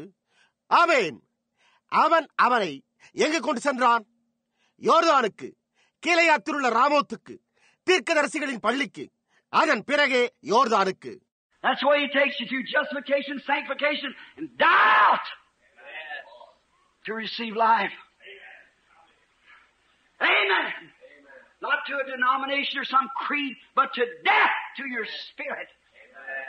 So you can be born again. அந்த வழியில் தான் அவர் உங்களை கொண்டு செல்கிறார். நீதிமானாக்கப்படுதலின் வழியாக பரிசுத்தமாக்கப்படுதல், அதன் பிறகு மரித்து ஜீவனை பெறுதல். ஆமென். ஏதோ ஒரு ஸ்தாபனத்துக்கு அல்ல, அல்லது ஒரு கோட்பாட்டிற்கு அல்ல, ஆனால் நீங்கள் மறுபடியும் பிறப்பதற்கென உங்கள் ஆவி மரிக்கக்கூடிய இடத்திற்கு. Elijah struck that water, walked across Jordan, and Elisha followed him. And when Elisha returned back to the land again on the other side, he come back with a double portion. எலியா தண்ணீரை அடித்து யோர்தானின் வழியாக நடந்து சென்றான். Elisha அவனை பின்தொடர்ந்தான். Elisha இப்புறமுள்ள தேசத்துக்கு திரும்பின போது அவன் இரட்டிப்பான பங்கோடு திரும்பி வந்தான். Today we follow Jesus to his death, burial and baptism. Death, burial and resurrection rather, through baptism. இன்றைக்கு நாம் இயேசுவை அவருடைய மரணம், அடக்கம், ஞானஸ்தானம், மரணம், அடக்கம், உயிர்த்தெழுதலில் சரியாக கூறினால் ஞானஸ்தானம் மூலம் பின்தொடர்கிறோம். We believe him. We're died to the things of the world. Confess that we're nothing. Baptized in his name. Buried with him in baptism. Raised with him in resurrection. Our spirits live up above the things of the world. Then we're in Christ. அவரை நாம் விசுவாசிக்கிறோம். நாம் உலகத்தின் காரியங்களுக்கு மரித்து, நாம் ஒன்றுமில்லை என்பதை அறிக்கை செய்து, அவருடைய நாமத்தினால் ஞானஸ்தானம் பெற்று, ஞானஸ்தானத்தின் மூலம் அவரோடு கூட அடக்கம் பண்ணப்பட்டு, அவரோடு கூட உயிர்த்தெழுதலில் எழுந்திருக்கிறோம். நமது ஆவி உலகத்தின் காரியங்களுக்கு மேலாக ஜீவிக்கிறது. அப்பொழுது நாம் கிறிஸ்துவுக்குள் இருக்கிறோம். Now we got one portion. When we return from across the death line of Jordan, we'll have another portion. The bodies that we now have, with spirits that we have the earnest, the Holy Spirit, that can't die because it's part of God. நாம் ஒரு பங்கை பெற்றுக் கொண்டோம். நாம் யோர்தானின் மரணக்கோட்டிலிருந்து திரும்பி வரும்போது மற்ற பங்கை பெறுவோம். இப்பொழுது நமக்குள்ள சரீரங்கள், நாம் பெற்றுள்ள ஆவிகள், அச்சாரமாகிய பரிசுத்த ஆவியை பெற்றுக் கொண்டுள்ளது. அது மரிக்க முடியாது, ஏனெனில் அது தேவனின் பாகம். And the bodies that we live in, he that eats my flesh and drinks my blood has everlasting life, and I'll raise him up at the last day. Amen. Let off the steam. நாம் வாழ்ந்து கொண்டிருக்கும் இந்த சரீரங்கள் என் மாம்சத்தை புசித்து என் ரத்தத்தை பானம் பண்ணுகிறவனுக்கு நித்திய ஜீவன் உண்டு. நான் அவனை கடைசி நாளில் எழுப்புவேன். ஆமென். நீராவியை வெளியேற்றுங்கள். What difference does it make? Atomic bombs or anything else strike? Let them do whatever they of this one thing, that we have eternal life through Jesus Christ our Lord. அணுகுண்டுகளோ அல்லது வேற எதுவோ தாக்கினால் அது என்ன வித்தியாசத்தை உண்டு பண்ணுகிறது? அவர்கள் என்ன வேண்டுமானாலும் செய்யட்டும். இது ஒன்று மாத்திரம் நாம் அறிவோம், அதாவது நம்முடைய கர்த்தராகிய இயேசு கிறிஸ்துவின் மூலமாய் நமக்கு நித்திய ஜீவன் உண்டு. So what do we care about what the world's got to say? What do we care about pressure? It'll make a difference to us. Why? Because we can let off the steam. எனவே உலகம் கூற வேண்டியதை குறித்து நமக்கென்ன கவலை? அழுத்தத்தை குறித்து நமக்கென்ன கவலை? அது நமக்கு எந்த வித்தியாசத்தை உண்டு பண்ணுகிறதில்லை. ஏன்? ஏனெனில் நம்மால் நீராவியை வெளியேற்ற முடியும்.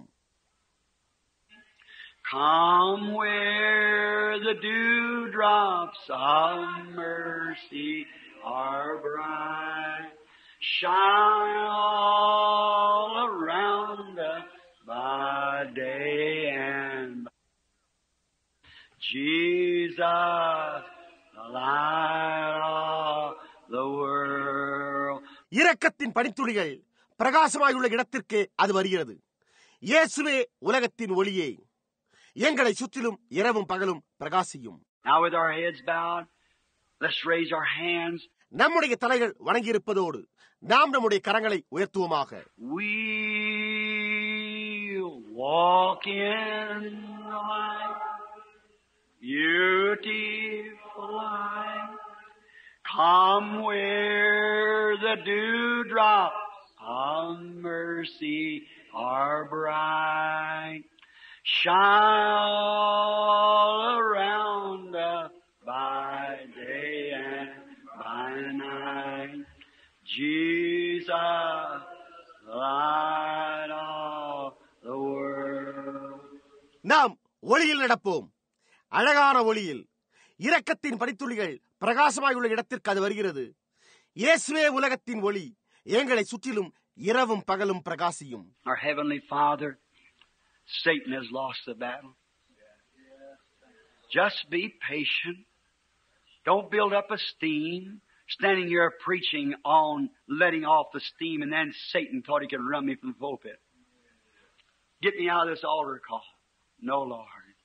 In my heart there was something burning, saying there's somebody here. There's somebody hunting for that rock. எங்கள் பரலோக பிதாவே, சாத்தான் யுத்தத்தில் தோற்றுவிட்டான். பொறுமையாயிருக்கிறோம். நீராவியை அதிகரித்துக் கொள்ளவில்லை. இங்கு நின்று கொண்டு நீராவியை வெளியேற்றுதல் என்பதை குறித்து பிரசங்கம் செய்துவிட்ட பிறகு இந்த பீட அழைப்பு கொடுக்க கூடாதபடிக்கு சாத்தான் என்னை பிரசங்க பீடத்திலிருந்து விரட்டிவிடலாம் என்று எண்ணினான். இல்லை கர்த்தாவே, என் இருதயத்தில் ஏதோ ஒன்று எரிந்து கொண்டு இங்கு யாரோ ஒருவர் இருக்கிறார், யாரோ ஒருவர் அந்த கண்மலையை தேடிக்கொண்டிருக்கிறார் என்று கூறுகிறது. We thank you, Father, for the victory. When that last person walked to the altar, the lights come on. He seen he had lost, so he might as well give up the battle. பிதாவே, வெற்றிக்காக நாங்கள் உமக்கு நன்றி செலுத்துகிறோம். கடைசி நபர் பீடத்துக்கு நடந்து வந்தபோது அணைந்து போயிருந்த விளக்குகள் மீண்டும் எரிய தொடங்கிவிட்டன. போரில் தோற்று போனான் என்பதை சாத்தான் கண்டபோது அவன் முயற்சியை கைவிட்டான். Here stands tonight that number of grace, 5 precious souls. 5, J-E-S-U-S, F-A-I-T-H, grace, G-R-A-C-E. Oh God, you're God. You never fail, you're always right. இன்றிரவு இங்கு கிருபையின் எண்ணிக்கையாக 5 விலையேறப்பட்ட ஆத்துமாக்கள் நின்று கொண்டிருக்கிறார்கள். 5, இயேசு, விசுவாசம், கிருபை என்ற இந்த வார்த்தைகள் ஆங்கிலத்தில் 5 எழுத்துக்களை கொண்டவர்களாயிருக்கின்றன. ஓ தேவனே, நீர் தேவனாயிருக்கிறீர். நீர் ஒருபோதும் தவறுவதே இல்லை. நீர் எப்பொழுதும் சரியாகவே இருக்கிறீர். I'm looking standing on the side of your sister Wilson's daughter. I can remember that little girl.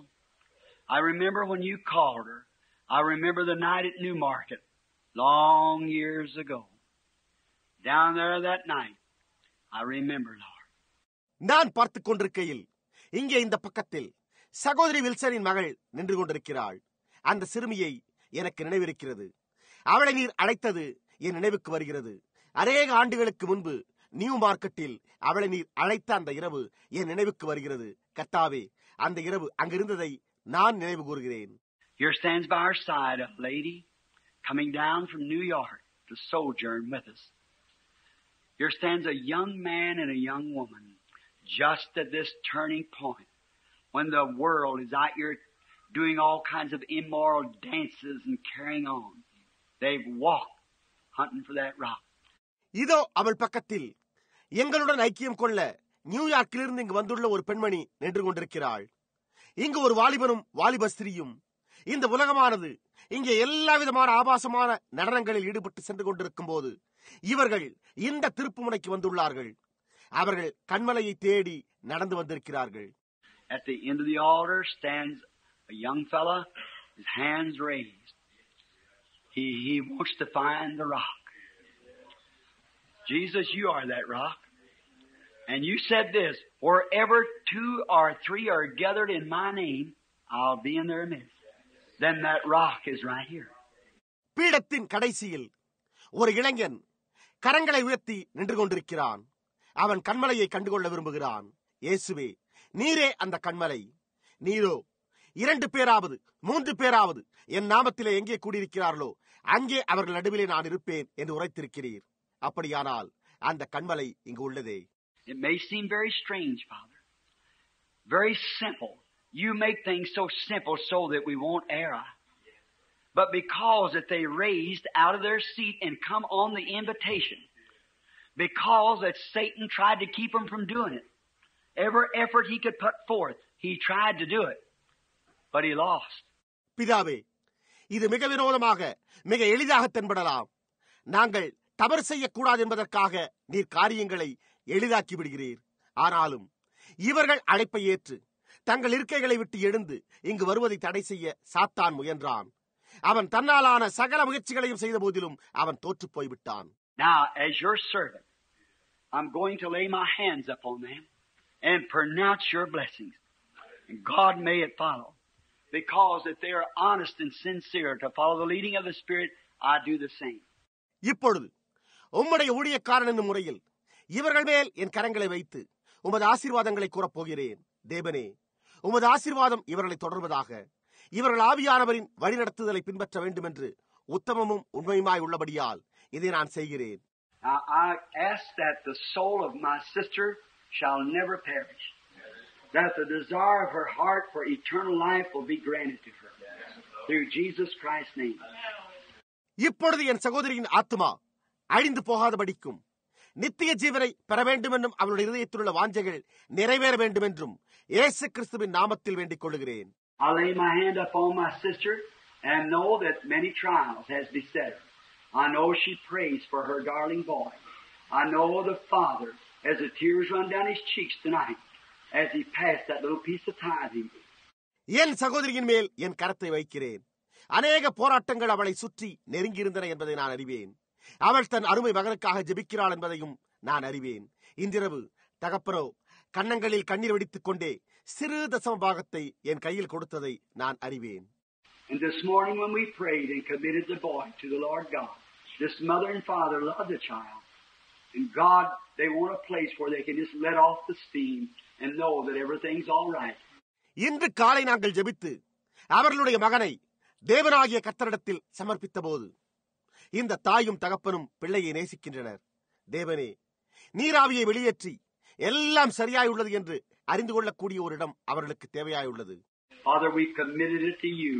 You'll grant it. We have no fear. Give her that assurance just now, Father. Through Jesus' name, I pray. பிதாவே, இந்த விஷயத்தை உம்மிடம் சமர்ப்பித்து விட்டோம். அதை நீர் அருளுவீர். எங்களுக்கு பயமே இல்லை. இப்பொழுதே அந்த உறுதியை அவளுக்கு அளிப்பீராக. பிதாவே, இயேசுவின் நாமத்தில் நான் ஜெபிக்கிறேன். Father, this young man and young woman come together, so I lay my hands upon them. They come to let off the steam. A young couple like this, handsome young people. We know they are very big for the devil if he could only use them, but they've been snatched like a firebrand. பிதாவே, இந்த வாலிபனும் வாலிபஸ்திரியும் ஒன்று சேர்ந்து வந்திருக்கிறார்கள். அவர்கள் மேல் என் கரங்களை வைக்கிறேன். நீராவியை வெளியேற்ற அவர்கள் வந்திருக்கிறார்கள். இதை போன்ற ஒரு இளம் தம்பதிகள் அழகுள்ளவர்கள். அவர்கள் பிசாசுக்கு இரையாயிருக்கின்றனர் என்பதை நாங்கள் அறிந்திருக்கிறோம். எனவே அவனால் இவர்களை மாத்திரம் உபயோகிக்க முடிந்தால், ஆனால் இவர்களோ எரிந்து கொண்டிருக்கும் விறகு கட்டைகளைப் போல் பிடுங்கப்பட்டுள்ளனர். They come because they want to find that shelter. They want to get to the place where they just let off the steam, let off the pressure, quieten themselves before God, and know that He is God. I pray, Father, that you'll give them that blessed assurance just now. May every little scale be beat off right now. அவர்கள் அந்த பாதுகாப்பான இடத்தை கண்டுகொள்ள வேண்டும் என்பதற்காகவே வந்திருக்கிறார்கள். நீராவியை வெளியேற்றக்கூடிய இடத்தை, அழுத்தத்தை வெளியேற்றக்கூடிய இடத்தை அடைந்து தேவனுக்கு முன்பாக தங்களை அமெரிக்கையாக்கிக் கொண்டு அவர் தேவன் என்று அறிந்து கொள்ள விரும்புகிறார்கள். பிதாவே, அந்த ஆசீர்வதிக்கப்பட்ட உறுதியை இப்பொழுதே நீர் அவர்களுக்கு அளிக்குமாறு நான் ஜெபிக்கிறேன். ஒவ்வொரு சிறு உமையும் இப்பொழுதே புடைத்தெடுக்கப்படுவதாக. That very last one, and as soon as he rose and come up, the lights come on. That was the number you wanted. That was your call. Yes. All that the Father has given you will come. கர்த்தாவே, தன்னுடைய கரங்களை உயர்த்தினவாறு இங்கு நின்று கொண்டிருக்கிற இந்த இளைஞன் கடைசியாக பீடத்தண்டை வந்தவன். அவன் வருவதற்காக இருக்கையை விட்டு எழுந்த மாத்திரத்தில் அணைந்த விளக்குகள் எரிய தொடங்கிவிட்டன. நீர் விரும்பின எண்ணிக்கை இதுவே. இது உம்முடைய அழைப்பாய் இருந்தது. பிதாவானவர் எனக்கு கொடுக்கிற யாவும் என்னிடத்தில் வரும்.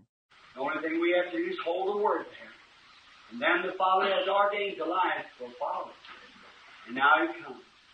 He wants to find that cleft, Lord, so He can sit down and rest a little while. I pray, God, that You'll lead Him to that cleft right now. May every shackle be broken. நாங்கள் செய்ய வேண்டியது ஒன்றே ஒன்று, வார்த்தையை அங்கு பற்றிக் கொள்வதே. அப்பொழுது பிதாவானவர் ஜீவனுக்கு நியமித்திருக்கிறவர்கள் பின்தொடர்வார்கள். இவன் இப்பொழுது வந்திருக்கிறான். கர்த்தாவே, உட்கார்ந்து சற்று நேரம் இளைப்பாறுவதற்கென அந்த கண்மலையின் பிளவை கண்டுகொள்ள விரும்புகிறான். தேவனே, இப்பொழுதே அந்த பிளவுக்கு அவனை நீர் வழிநடத்த வேண்டும் என்று நான் ஜெபிக்கிறேன். எல்லா விலங்குகளும் உடைத்தெறியப்படுவதாக. May everything, every opposition that's bothered any of these, may it fall from them just now. May that little thing, little temper, little whatever it is, little temperamental, that little worry, that doubt, that little besetting sin, Lord, as their brother and your servant, I intercede for them as standing between the living and the dead. இவர்கள் ஒவ்வொருவரையும் தொலைப்படுத்திக் கொண்டிருக்கும் எதிர்ப்புகள் அனைத்தும், ஒவ்வொரு காரியமும் இவர்களிடத்திலிருந்து இப்பொழுதே விலகுவதாக. அந்த சிறு காரியம், சிறு கோபம், அது எதுவானாலும், சிறு மனோபாவம், அந்த சிறு கவலை, அந்த சந்தேகம், சுற்றி நெருங்கி நிற்கிற அந்த சிறு பாவம், கர்த்தாவே, அவர்களுடைய சகோதரனாக உம்முடைய ஊழியக்காரன் என்னும் முறையில் ஜீவனுள்ளோருக்கும் மரித்தோருக்கும் இடையே நின்று இவர்களுக்காக நான் பரிந்து பேசுகிறேன். God, I claim their souls.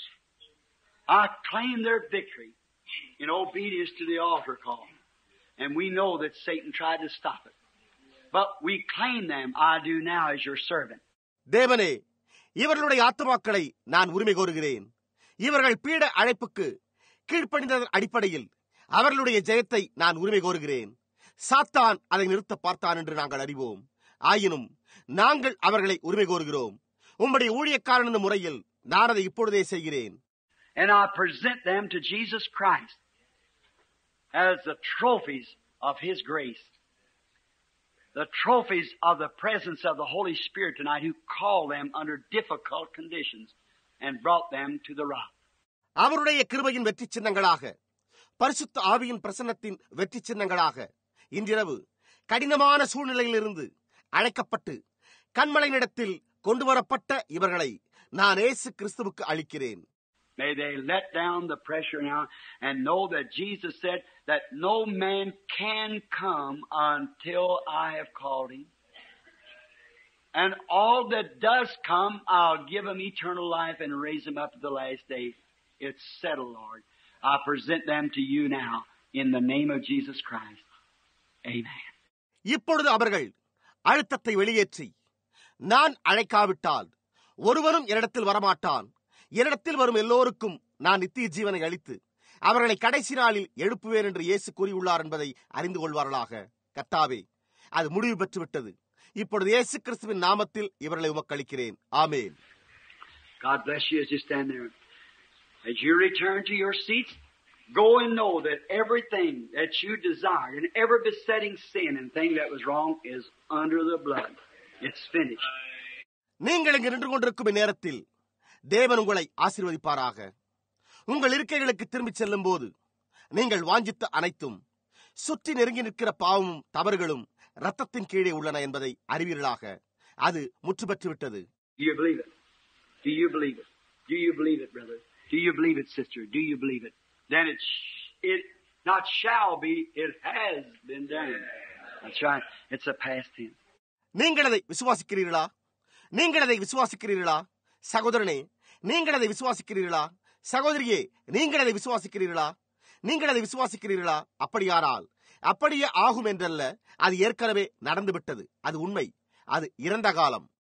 God bless you. The very best in life. And eternal life which you now possess. You have climbed and above sin. Sin is under your feet. தேவன் உங்களை ஆசீர்வதிப்பாராக. உங்கள் வாழ்க்கையில் உள்ள மிகச் சிறந்தது இப்பொழுது நீங்கள் சுதந்தரிக்கிற நித்திய ஜீவனே. அப்படியானால் நீங்கள் பாவத்தை விட்டு உயர ஏறிவிட்டீர்கள். பாவமோ உங்கள் கால்களின் கீழே உள்ளது. What good would it do me stand here and tell you something wrong? I'd be counted a deceiver at the end of the road. See? You received eternal life because you believed on the Lord Jesus Christ. இங்கே நின்று கொண்டு உங்களிடம் தவறான ஒன்றை கூறுவதனால் எனக்கு என்ன நன்மை கிடைக்கப் போகிறது? பாதையின் முடிவில் நான் ஒரு வஞ்சகனாக எண்ணப்படுவேன். புரிகின்றதா? நீங்கள் கர்த்தராகிய இயேசு கிறிஸ்துவின் மேல் விசுவாசம் கொண்ட காரணத்தால் நீங்கள் நித்திய ஜீவனை பெற்றுக் கொண்டீர்கள். Now, laying aside every sin and every shackle, go free. Let off the steam. You're a Christian. You're raised above sin. And you've got the earnest of your eternal salvation because Christ has received you. இப்பொழுது பாவம் அனைத்தையும் தள்ளிவிட்டு ஒவ்வொரு விலங்கையும் முறித்து போட்டு சுயாதீனமாக செல்லுங்கள். நீராவியை வெளியேற்றுங்கள். நீங்கள் ஒரு கிறிஸ்தவராயிருக்கிறீர்கள். பாவத்துக்கு மேலாக உயர்த்தப்பட்டிருக்கிறீர்கள். நீங்கள் உங்கள் நித்திய ரட்சிப்பின் அச்சாரத்தை பெற்றிருக்கிறீர்கள். ஏனெனில் கிறிஸ்து உங்களை ஏற்றுக்கொண்டுள்ளார். Didn't he say no man can come to me except my Father draws him? And all that comes, I will give eternal life and raise up at the last days. Then it's settled. Amen. It's all over. God bless you now. Be gracious to you. அவரோ, என் பிதா ஒருவனை இழுத்துக் கொள்ளாவிட்டால் அவன் என்னிடத்தில் வரமாட்டான். என்னிடத்தில் வருகிற யாவருக்கும் நான் நித்திய ஜீவனை அளித்து கடைசி நாளில் எழுப்புவேன் என்று கூறவில்லையா? அப்படியானால் அது முடிவு பெற்றுவிட்டது. ஆமென். அதெல்லாம் முடிந்து விட்டது. இப்பொழுது தேவன் உங்களை ஆசீர்வதித்து உங்களிடத்தில் கிருபையாயிருப்பாராக. Do you love him out there? அங்குள்ளவர்களே, நீங்கள் அவரை நேசிக்கிறீர்களா? I love him. நான் அவரை நேசிக்கிறேன். நான் அவரை நேசிக்கிறேன். Because he first loved me and purchased my salvation on. முந்தி அவர் என்னை நேசித்ததால் சம்பாதித்தார் என்ற ரட்சிப்பை Kalvari மரத்தினிலே. How many feels of pressure all gone? I've anchored my soul in a haven of rest. I'll sail the wild seas no more. The tempest may sweep over the wild stormy deep, but in Jesus I'm safe evermore. அழுத்தம் அனைத்தும் போய்விட்டதை எத்தனை பேர் உணர்கிறீர்கள்? நான் என் ஆத்துமாவை பரலோக இளைப்பாறும் துறைமுகத்தில் நங்கூரமிட்டுள்ளேன். நான் இனி ஒருபோதும் கொந்தளிக்கும் கடலில் படகில் செல்ல மாட்டேன். கொந்தளிக்கும் ஆழத்தில் புயல் வீசக்கூடும். ஆனால் நானோ இயேசுவில் இனி எப்பொழுதும் பாதுகாப்பாயிருப்பேன். As the story of Charles Wesley on his retreat down to the seaside one day, he had a little shack. He was studying. The Lord led him down there. He was studying. Oh, God was moving on him for a song, and he couldn't get nothing to start on.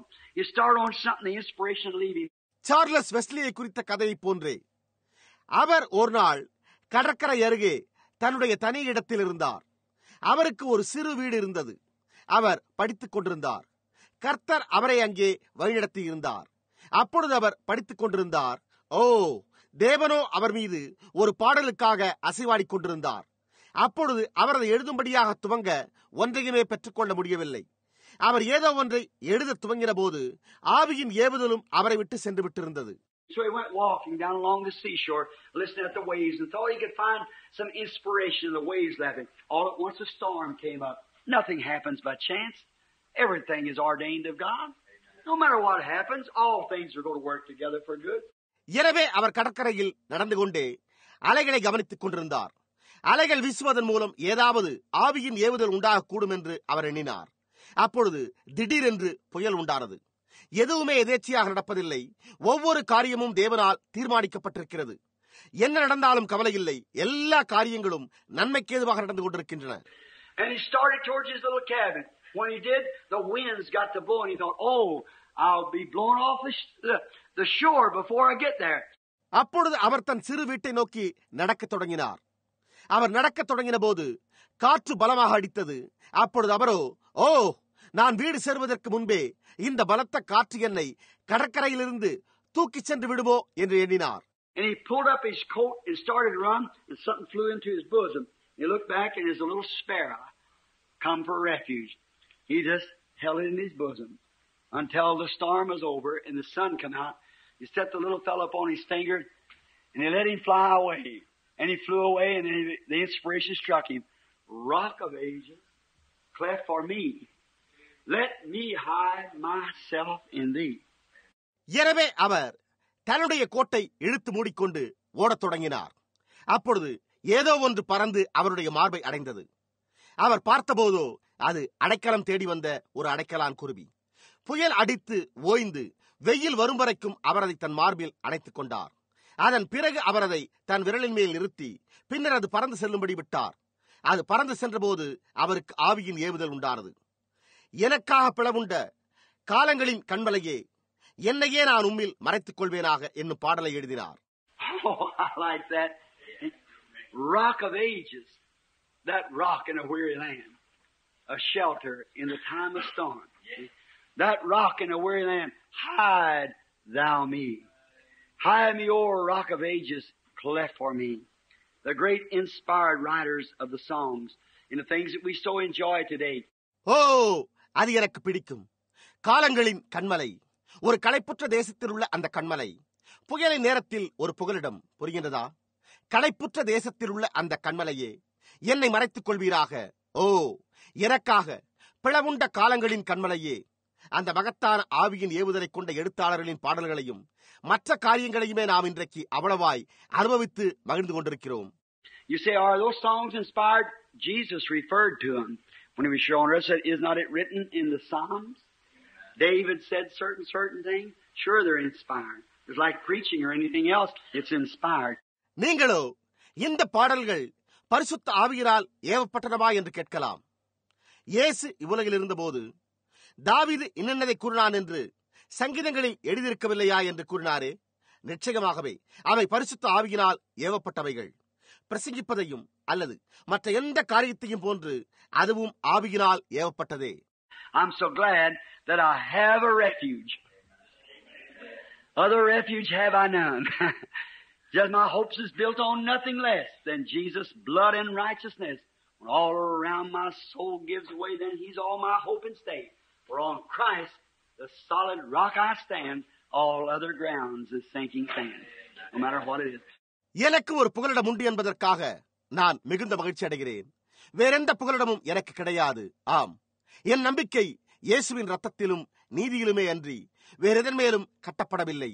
சுற்றிலும் என் ஆத்துமா தளர்ந்து போகும்போது அவரே என் நம்பிக்கையும் நான் தங்குமிடமாகவும் உள்ளார். கிறிஸ்து என்னும் திடமான பாறையின் மேல் நான் இருக்கிறேன். மற்ற எல்லா நிலங்களும் அமிழ்ந்து போகும் மணலே, அது எதுவானாலும் கவலைப்பட வேண்டியதே இல்லை. God bless you. You're a pastor now, Brother Ruddle. Sorry Satan turned them lights out, but God got the victory. தேவன் உங்களை ஆசீர்வதிப்பாராக. இப்பொழுது உங்கள் போதகர் சகோதரன் ரடல். சாத்தான் விளக்குகளை அணைத்ததற்காக வருந்துகிறேன். ஆனாலும் எப்படியோ தேவன் ஜெயங்கொண்டார். ஆமேன்.